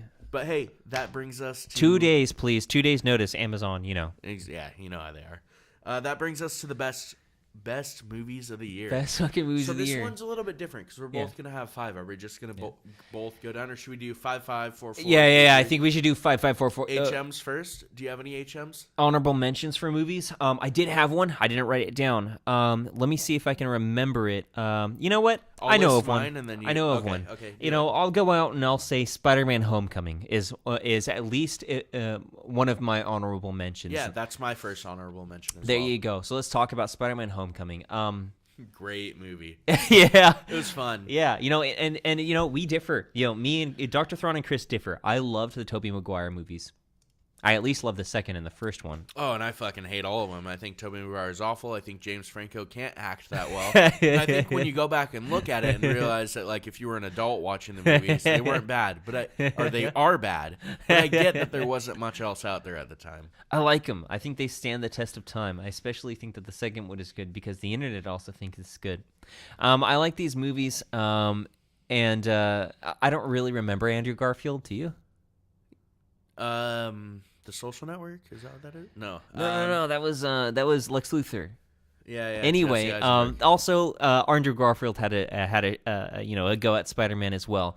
This is a new Spider-Man. First appeared in Civil War, and we've been waiting for this movie since Civil War. It's out. I like it. I love it. This is my favorite Spider-Man. I've never been a fan of Tobey Maguire. Any movie he ever puts out, I will give a 0 out of 10. I will give an F. I don't approve of his acting. I think he's creepy. I think he's weird. This is one Toby, of my... if you're listening, let's square up. That's about all I have to say about that. This is one of my favorite Michael Keaton films. Yeah. Michael Keaton did great as the Vulture. I love this villain. I still believe that if anyone says they saw this plot twist coming, then they're fucking liars. But I know you got a friend who says he saw it, but like still, this is a great twist. It's a great fucking solid movie. I like the villain. The villain's not even. He's someone you can feel for. The movie opens with a sympathetic moment with this villain, and that's great. I hope that Marvel has more of that coming its way. I hope that. Well, and I don't think it's the last we've seen of Michael Keaton either. True, he survives. There's that post-credit scene. Yeah. I don't know. I give it all the praise in the world. It's still an honorable mention. For sure. And it made my honorable mentions too, as much as I loved it. Because honestly, Tom Holland, I love him as Spider-Man. He can be a bit much to stomach at times in the movie. Mm-hmm. Like, you'll hear certain dialogue, and you're like, oh my gosh. But you're like, you know what? Mm-hmm. That's what Spider-Man is. Yeah. But I really liked it. The praise is obviously going to Michael Keaton and the story overall. By the way, one last thing I want to throw out there is sparing and good use of Iron Man. Without turning it into his movie. He shows up pretty much twice, maybe 3 times, but twice, really big twice, and at good moments. 3 times, actually, one in the conclusion. Great. So, since that was both one of our honorable mentions, I will throw out one more honorable mention, which is Murder on the Orient Express. Sure. I applaud this film. It was a great ensemble cast. When I was watching Daisy Ridley, I did not see Ray. That was fun. I liked all of the characters. As far as Johnny Depp, I have maybe a few roles that I like him in, and this is one of them. Because you watch him get murdered on the Orient Express. No, it's... Oh, shit, spoiler. It came out in the 40s. Who cares? He's the one. Spoiler, he's the character. And he also killed himself. That's the end of the movie. Yeah, definitely. He was the murderer. That's definitely. No, I'm just kidding. This is actually, so far, this is a spoiler-free review. He was the only one that was. So as far as I feel like I liked Johnny Depp in this movie. I've liked him in a few others. It was one of his really good performances. This movie feels like, I don't know, I got this feeling after Hateful Eight as well. This feels like a stage play. Bless you. Hey, shut the fuck up. It's all the fucking motorcycles in here, man.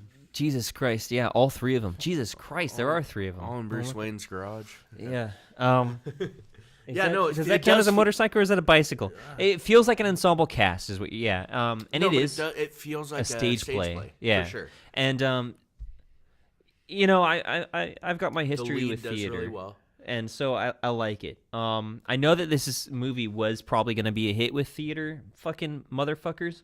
And so I guess it was. I don't know. But that's the honorable mention. It's not going to make my top 5. But it was a good time. I never had a bad time during that movie, and I was hooked the entire time. There was no part which I never rolled my eyes at it. Yeah. Hey, I will say one thing is when you think you've figured it out, you've figured it out. Well, I mean, technically you're right no matter who you guess. But anyways, any more honorable mentions, or are we going? Oh yeah, I got a few more. That's where it's quite at. A few. And just for the record, the Murder on the Orient didn't make my honorable mentions. Heyo. Because I fell asleep. God damn, motherfucker. I'm just kidding. Well, I did for maybe like 1 minute, but I still got the whole thing. Everybody did it. Yeah. Everybody murdered him. Oh wait, spoiler alert. It's about the journey.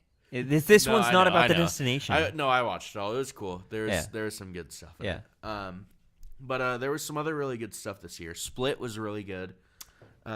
Get Out was a really good film. It was really, I don't know. What's the opposite of introspective? Extras, the opposite of introspective. Yeah. Yeah, so it was actually introspective. It wasn't the opposite of introspective is where I was going with that. Nice. Another honorable mention would be Wonder Woman. I thought that movie was really good, except the lasso looked like shit. It just looked awful. Yeah, I got my objections to Wonder Woman. Is this a good time? I mean, depending. Well, yeah, go for it. It doesn't make my worst list, so you know what? Don't worry about it. But one thing it's fine. It's fine. Go on. Yeah. All right. Are you sure? You really seem like you want to say something. Okay. No, Wonder Woman. The only thing I'll say is Batman v Superman. We've got this picture. of like this cast of characters that Wonder Woman is hanging out with her gladiator sword, and I was just like wondering who these people are. Wonder Woman opens with this cast of characters in a picture. We see the movie. By the end of it, I'll be honest, I don't know who these people are, and I don't really know what their stories are. Right. Maybe that's a bad way of placing the movie's mission objective. I think the objective really is to introduce and establish Wonder Woman, which it did a really good job of which doing. it did that, but it was a very fucking weird way to like be like, all right, we're gonna make a movie. Let's start it off with her in modern time. Why not just start with like her in the old day, like doing that, and then like that's the whole movie. Yeah. Like, so I shouldn't let that get in the way, but it was. Really I just shouldn't let it that get in the way. Started like that. You know what? So DC's in a weird place. DC's in a weird place. I know. I was like, are you kidding me? This whole movie is her looking at a picture. Did she do that for 2 hours? I don't know. It's DC's in a weird place, but this movie's all right. And the bad guy sucked. It doesn't make any worse list by any means for me. It's in your honorable mentions, and I'm not objecting to that. I just have my beef with it here and there. Yeah. No, I've got beef with it too, but I did like it. But the fucking lasso and the whole picture thing, was dumb. The bad guy was dumb. Hey, I like the actor for the bad guy, and I love the actress for Wonder Woman. Hey yo. Baby Driver makes honorable mentions. Oh, Baby Driver, cool. baby. So I watched it like when it came out on the Pirate Bay, but now that I think about it, I watched half of it when it came out on the Pirate Bay. Right. So this movie got a lot of hype, and I think that kind of killed it for me. I watched it, and I didn't want to watch it because so many people were hyping it, and I don't really care about cars. Yeah, sure. Yeah, I don't like car chase movies either. But I watched it, and it was not that. It was really cool. Okay.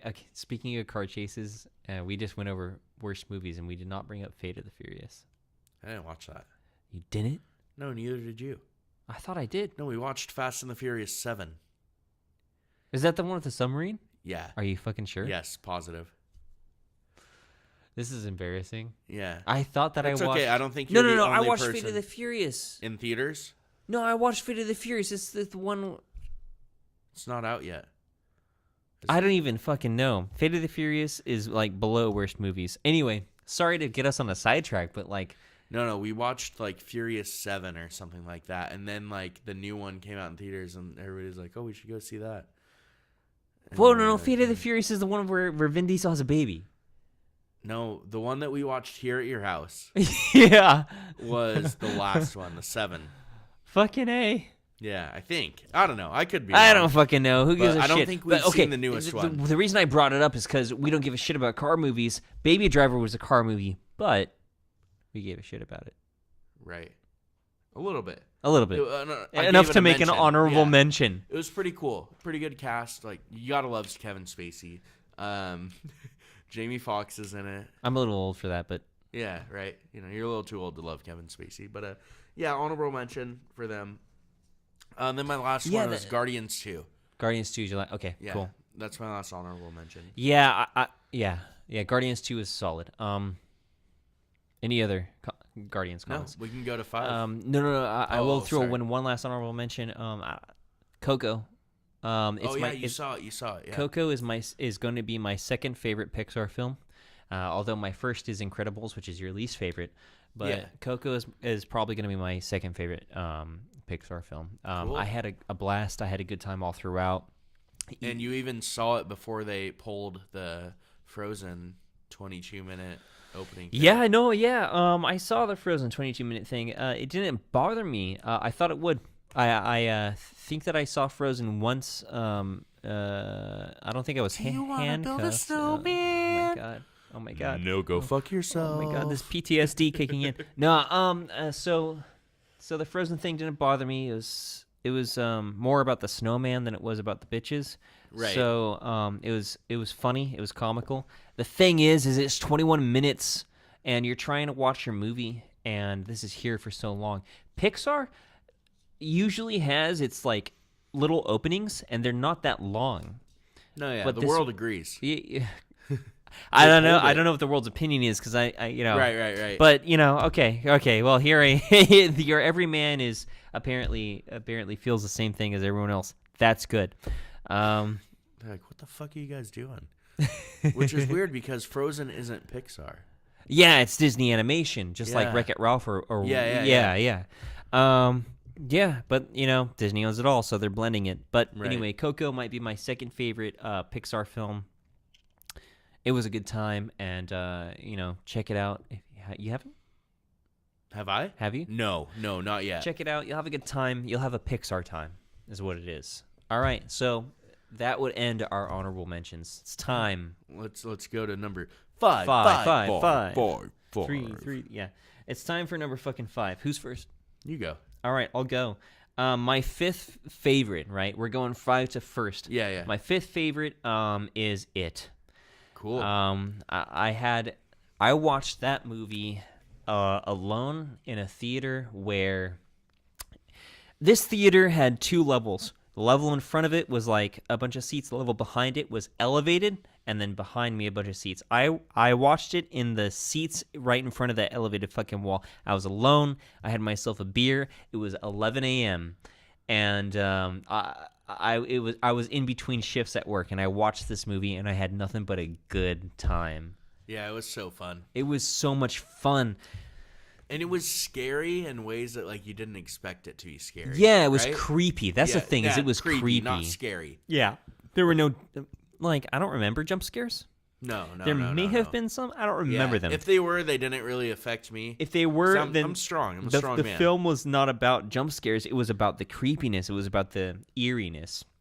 One of the coolest scenes is when they're in the garage looking at the projector, and it's just like starts freaking out, and then he's just like in there like freaking out. Like you expect that to be a jump scare moment, but it's just really like It's just drawn out. crazy moment. It's a It crazy is moment. really Yeah, drawn out, and you're like, it's what wild. the fuck is going on? Yeah.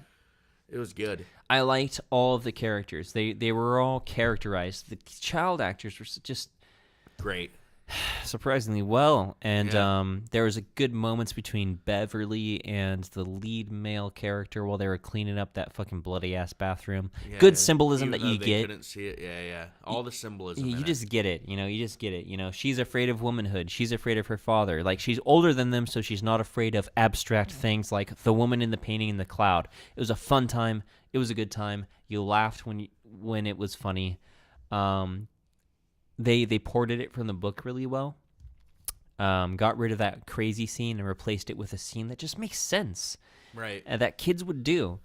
And it sets up, it's been months since it's been out, so it sets up for a sequel, and I cannot wait for that sequel. Oh yeah. So I'm ready I for can't it. wait to hear about the cast. Yeah, I want to know who's playing the older versions of these Oh motherfuckers. yeah, everybody's gonna freak the fuck out.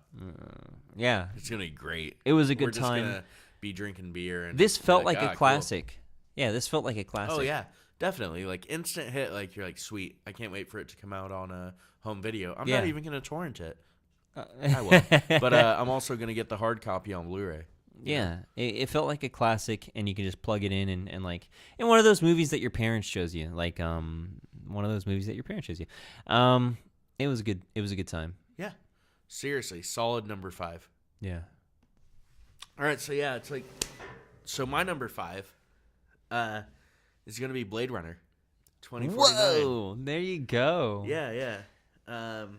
It was a really good movie. Yeah. I really loved that movie, and I didn't Yeah. expect to love it after watching the first one. We talked Yeah, about this yeah, a yeah. lot. Was Yeah, the sure. whole like, But it's worth revisiting again. This is I our first watched time it on and- YouTube, so yeah, the first time I really watched Blade Runner was in 2017. I saw it in my younger years, but I didn't really pay attention. yeah, the first time I watched it, like you, probably 2017, beginning to end. And the thing is I didn't understand the hype. All my Yeah. life, before people knew there was this Blade Runner sequel coming out, they were like, "Hey, Blade Runner's the fucking shit." I eventually got around to watching it, and I was just like, "This movie seems like a classic, but not like the shit. It's not life changing, you know?" Right. I love the sequel, the 2049. It was really, really cool. I don't even think you need to see the original. It was like 3 hours. It feels and- like a standalone in a way. And it was 3 hours, and I didn't feel like that was 3 hours. No. Like, it was really good. Every moment of the way. A lot of good monologues from Jared Leto. My only regret is that people won't be getting the theatrical experience. I mean, this film, in my opinion, is a masterpiece. Right. It fucking speaks to me. Like you said about Jared Leto, I love his part in it. Yeah, he- his monologues are incredible. Yeah. He doesn't have too big of a part in it, and the parts that he do is just on point. It's perfect.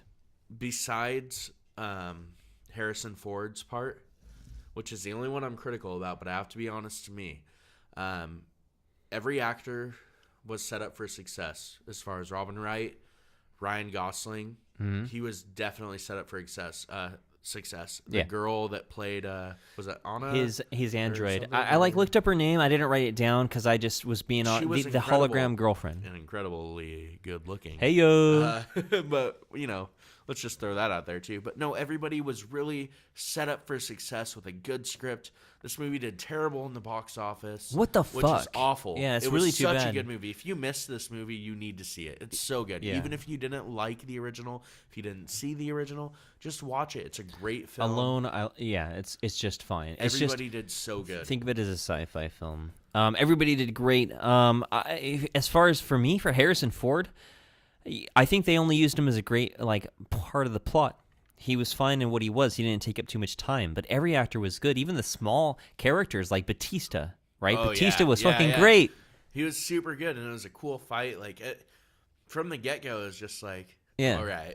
It was just such a good Dude, feeling. what a great intro. This movie starts off, and I'm like, okay, it's slow, it's noir, it's boring, that's fine. And then he sits down, and Batista walks into his own house. What's he doing, cooking a pot full of, rubworms or something? Yeah. Oh, man. You just got to see this movie. I don't really understand, what makes this movie so good. If I did understand, I would make great stories and make great movies. But it's just there. I think it has that feeling. So these are completely different genres, but I feel like it has that feeling of Wolf of Wall Street, where at the end you're like, I just watched a 3-hour movie. And I didn't realize. Not a second did I look at my watch or be like, man, I've been here forever. Need to get up to go to the bathroom. Yeah. I was just encapsulated. That's how Lord of the Rings is you realize how long it is. You feel like, oh my God, this feels like it should have ended 30 minutes ago. This movie is just you're there. You're with the journey. Yeah. You're going through the experience. The cinematics of all the fights are just so good. It's just so clean. You see this on the big screen and it's clean. It's there in front of you. The music sounds good. Who does Voltaire? Who does the music? Voltaire, right? I don't know. I don't know. Some motherfucker does this music, and he does it consistently well. It's just it adds to the atmosphere. Nothing but enthusiastic praise for this movie. They did a really good job too of not forgetting where the first movie was. A lot of the tech. Looked the same as it did in the original Blade It felt Runner. like a true continuation. Sometimes you'll get that problem with a sequel or some shit like that. But it's just continuing on that universe that they created so long ago. And it's weird that movie was based on a book, which I don't believe had a sequel to it. And they did I guess I would say a loyal sequel to the first. Justice. Yeah, they did it justice. Anybody that I've heard review it as well has been such a huge fan. By the way, one thing that we've never talked about in our reviews and that I haven't heard brought up is Star Wars Rogue One brought back Tarkin and brought back Leia in a crazy way with CGI. Right. Dude, they bring back Harrison Ford's old love interest. Oh, they do, huh? Yeah, they do, and it looks so good. Doesn't it look flawless? Yeah. Anyway, I thought it was just flashbacks. Oh, they bring her back. They bring her back. She walks up out of the and then they blow her fucking exactly. Yeah. The movie's been out for months. Spoiler alert. Get over it. Yeah, get over it. They blow her fucking brains out. It looked great, dude. It was on par with Tarkin in Rogue One and Leia in Rogue One, and I gotta say, it made me feel like I wouldn't mind more of that. Hey, top 5. Top 5, baby. Top 5. Blade top Runner. 5. Yeah, that's your number 4. That's my number 5. That's your number 5. Yeah, that's my number 5. Yeah, to recap, number 5's is It is my number 5, and Blade Runner is his number 5. All right, give me your number 4. My number 4 is Thor Ragnarok. Nice. One of the best Marvel movies right now, in my opinion. Spider-Man and Civil War are also great. Spider-Man got an honorable mention from Cris. Civil War, great. Not this year, but it was great. Those are probably my 3 favorite Marvels. Really, I should say, all of the Phase 3 Marvel has been on a whole different caliber than the previous movies. Yeah. But Thor stands out. Thor doesn't necessarily do anything special in the way of plot or formula. We still have a team learning how to work together. We still have a villain who embodies evil, like literally the goddess of death, and who threatens to bring doomsday to the world. But what's great about this film and what makes it stand out is the characters and the acting and the journey. It's outlandish and fun in the right balance. It's Marvel done right. Yeah. I don't know how else to express it. It was so fun. It was just good from beginning to end. It was a surprise and a pleasant one at that. I think all of these movies that we're putting in our top 5, like, these are getting, like, either the A- or A rating, you know? Yeah.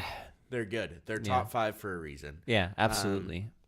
This was incredible. This was the first Thor movie that I liked, you know? I hadn't seen any other Thor movie, and when we were sitting in the theater, I like turned over to you and I said, "Is he like this in the other movies?" I think you might have said no. Yeah. But yeah, this was a solid and we can Thor talk movie. about a lot of this because we actually reviewed this movie and it got lost.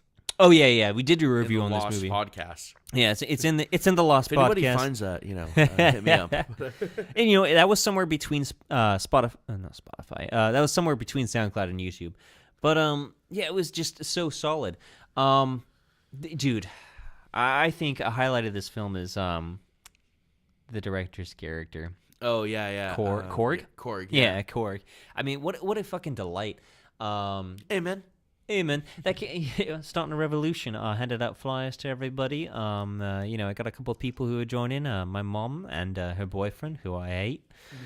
This movie's fucking hilarious, and it's also low key hilarious. And that's the thing. It's low key beautiful. Not Loki. Really Loki. Yeah, mischievous Loki. That's the thing too. Is about Loki. Is it really develops this character in a way. It really develops Loki's character in a way where I don't know. He's not threatening, but he's still really, I don't know, mischievous. I guess he's the god of mischief, so it just makes sense to say that. Yeah. Yeah. It was fun. Just a lot of hype about that movie. I hope that So Marvel good. films keep it up. This felt like it was on this. So. Yeah, they're on the right path. It was on the same vein as Guardians 2, and I hope they continue the vein. But yeah, just for the Marvel films.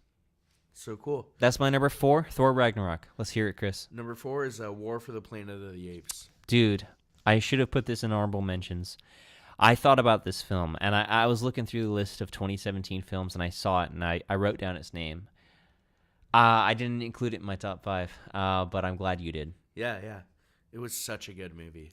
It was such a good experience for you to show me on DVD the first Planet of the Apes and the second one, and for me to watch them progressively get like good and better. Yeah, better and better. Yeah, the second movie had me so hyped for the third movie. It was a good movie. Woody Harrelson did a great job as the villain in it. Steve Zahn did all right as Bad Ape. That was a cutesy thing. I had a good time with Bad Ape. He was no Jar Jar Binks. He was not. For sure. He was not. He didn't take over the film. Yeah, he was a good addition. I feel. It was plotted as a war movie, but it was really more of a prisoner of war movie. Like it was the second Planet of the. It was Dawn. Yeah. Right. Yeah. Dawn of the Planet of the Apes. Right. The second Planet of the Apes is the real war movie. Right. Which was good, but I feel like this movie was just slightly more memorable, even though I feel like I like the second movie better. Yeah. I really like it. It was huge. Right away we get Caesar gets shot, his kids get shot. Oh, fucking A, yeah. It's fucking brutal from the get-go. It is. There's a lot of heartfelt. When we find out that Woody Harrelson's character is outcasted, he's an alcoholic. Yeah. It's not only the apes against him, but it's the rest other of people humans in the world. Yeah. They're all gonna kill him as well. Such a cool concept. I hope that this series keeps going on. They said, hey, it was a trilogy, but they're not really writing it off. Matt Reeves did a great job with the second and third film. Yeah. I hope he gets a fourth movie. Maybe it's 3 years down the road. Maybe it's 4 years. I hope that he gets an option. Yeah, I would not be opposed to that. He is not disappointed. Both were good in their own ways. 2 was a good battle movie. 3 was a good drama. And I wonder what Matt Reeves might have in store for whatever next Planet of the Apes movie he has. Right. Whatever planet of whatever. Planet of the Deer.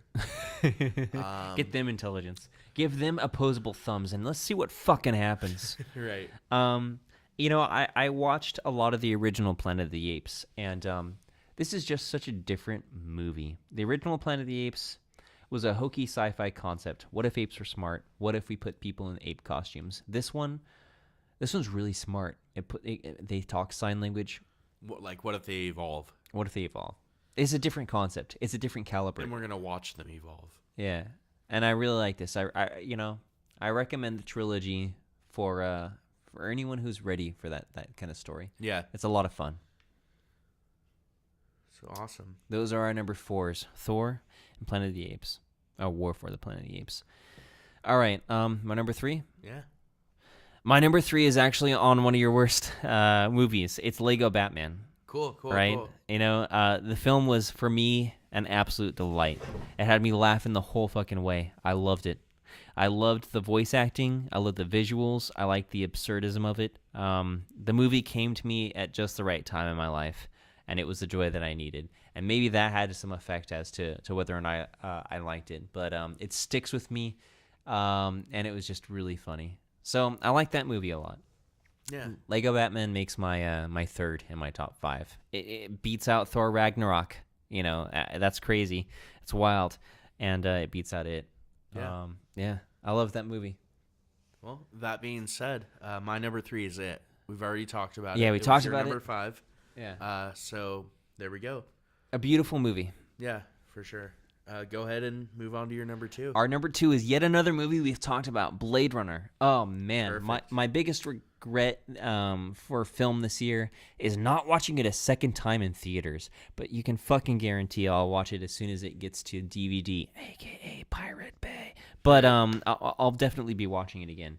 This is a movie worth revisiting, whereas I don't necessarily think I'm going to revisit Blade Runner. So that's my number 2 is Blade Runner. We talked about it. Here we go. What's your number 2? My number 2 is Thor Ragnarok. Hey, We already talked about once it. again, we talked about that. So your number 4, my number 2.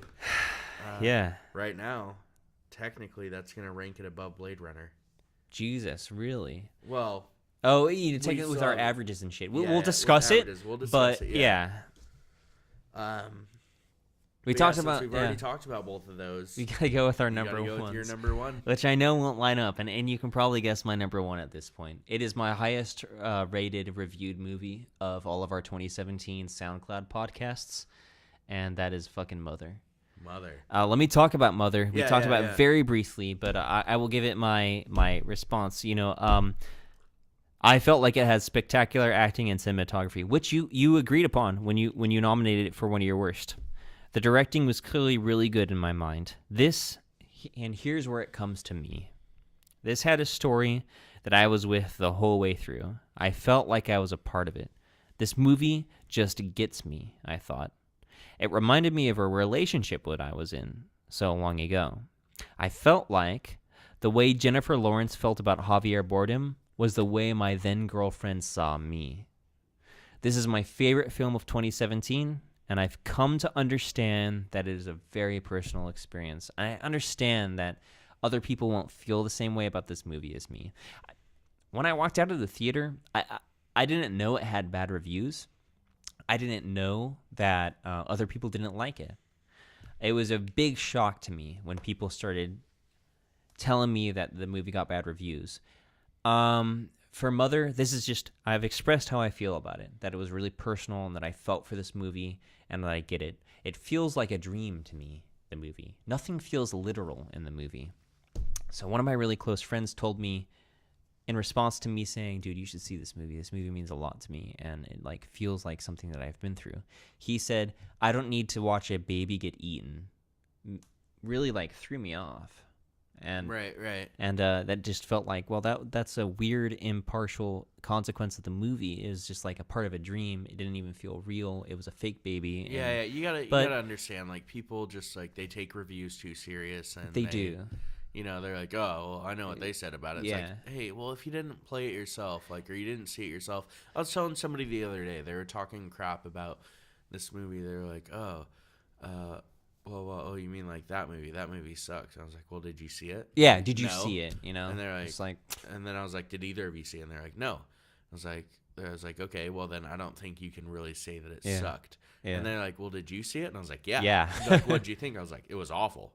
And they're like, oh, well, so it was awful. It's like, yeah, but you didn't see it. Yeah, but for the wrong reasons, they're Yeah. saying it sucks. Like, don't give me someone else's reasons. Yeah. Chances are we both read the same review.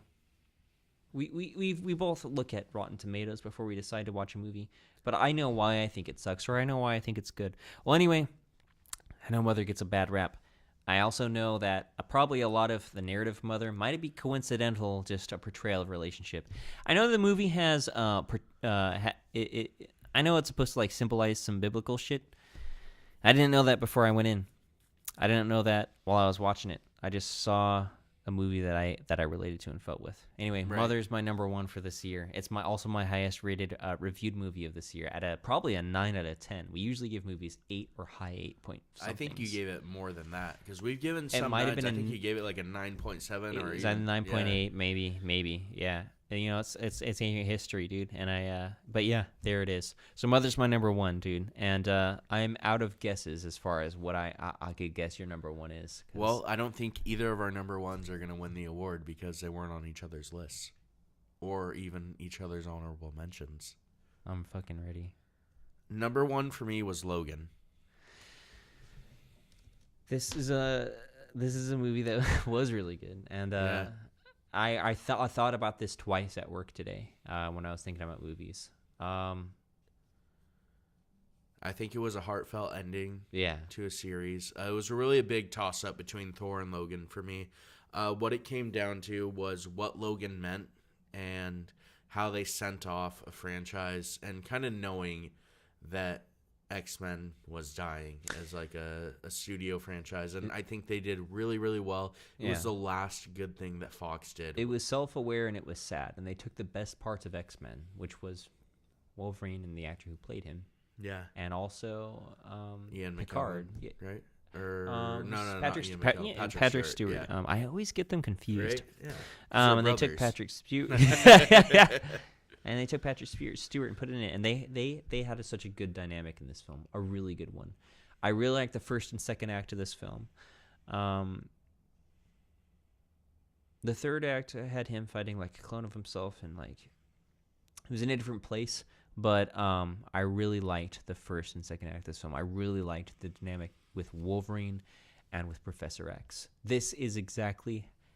This felt so real to me that I like was watching this and I believed like, yeah, he was a superhero, and this is what happens to superheroes when they get old. Yeah. This is real. It was good, and the visual effects were good. Yeah, they were good. It was fun. You know, I knew it wasn't going to be like, hey, this is going to be our movie of the year. Yeah. But to me, that was it for me. But that's cool. What's important is that we're in collective and that we decide these things together. Yeah. So now we move on to the hard part. Yeah. Which is fun. I do, you know, if I could say anything, then Logan would make an honorable mention, but it's not my 5 because I did consider it. It's not my 5. But yeah, that's crazy. You know, I have 2 films that made your worst in my top 5. You know, Mother is my top film. Mother is your worst film. Lego Batman is my 3rd favorite film, and Lego Batman is your 3rd worst film. Yeah. So those are all automatics. We have overlaps, which is It, Thor, and Blade Runner. No, It is an honorable mention? I have them written down. Okay. So You got them. Yeah. So I put Blade Runner at 5. You put it at 2. Yeah. I put Thor at 2. You put it at 4. I put It at 3. You put it at 5. So I think foremost we can put It as number 3. Yeah. I would put It at the least of those. So the argument is Blade Runner or Thor, and that's what it's going to come down to as to who we give the movie of the year. If you want, we can say what we think the movie of the year is at the same time. You want to count down to 3? I don't know. Or do you want? It's kind of hard, but I mean, what else can we do? Like, we can't really debate those 2 movies because they're so different. Yeah, they are different. I know what I'm giving my movie of the year to. I know what it can go to. Right. I can see a strong argument for Blade Runner. For me, I can see a strong argument for Thor. Yeah, because Thor is groundbreaking, and it absolutely changes the entire series it's been a part of. It opens new doors, and it creates hope. Blade Runner is a dead end. But I think at the end of the day, Blade Runner is the most original, and probably it does better. It delivers so much more than Thor does, and I think I'm ready to admit that Blade Runner could be number one. That's what I'm giving it to Blade Runner. That's what I wanted it to be. It's higher on my list than Thor. If the reason I was saying let's say it at the same time is because I figured it might be Blade Runner. The film is a masterpiece, and Thor is not. Right. That's the thing. In my reviews, I said it was a masterpiece, and for Thor was just fucking great. Thor was the best of its series, but it's still a really entertaining and fun and funny movie. And if we have to be real about this, then it's about the films that might affect us and change us and create an emotional response in us. Thor did not do that for me. Thor is great, but it did not. It's entertaining, but it did not. It is still about a green giant who fights another big fiery giant at some point. And that's entertainment. But Blade Runner made me feel, it really brought me into a place. It made me want to write stories again. And it made me think, what if? It was original. That holographic robot girlfriend, I'd never seen that before. Maybe it exists somewhere, but I'd never seen that before. And that was original. That was unique. That made me think about the future. And it made me think, when I was watching that film, I forgot that Hollywood could still produce original ideas. And I was wondering where more of that was. Blade Runner is my number one film for this year. Yeah. Well, it's not your number one. We are agreeing that it is the number one film of 2017. Blade Runner is Let's Talk with Cris and Dr. Thrawn's number one film of the year for 2017. And that's where our award goes. I hope you guys enjoyed us talking about the films. I hope you come back and check us out for episode 1 in 2018 of Let's Talk with Cris and Dr. Thrawn. We have a lot of thoughts and point of views on The Last Jedi, and we cannot wait to give you the news as far as what's coming and going on Netflix, as far as video games, as far as upcoming shows, and as far as especially upcoming movies. And we promise to always keep it real. Thank you for joining us for 2017. Thanks for coming from SoundCloud to YouTube, and thanks for joining us on YouTube. And as always, thank you for eavesdropping. This has been Dr. Thrawn and Cris on Let's Talk with Cris and Dr. Thrawn. Peace out, biatch.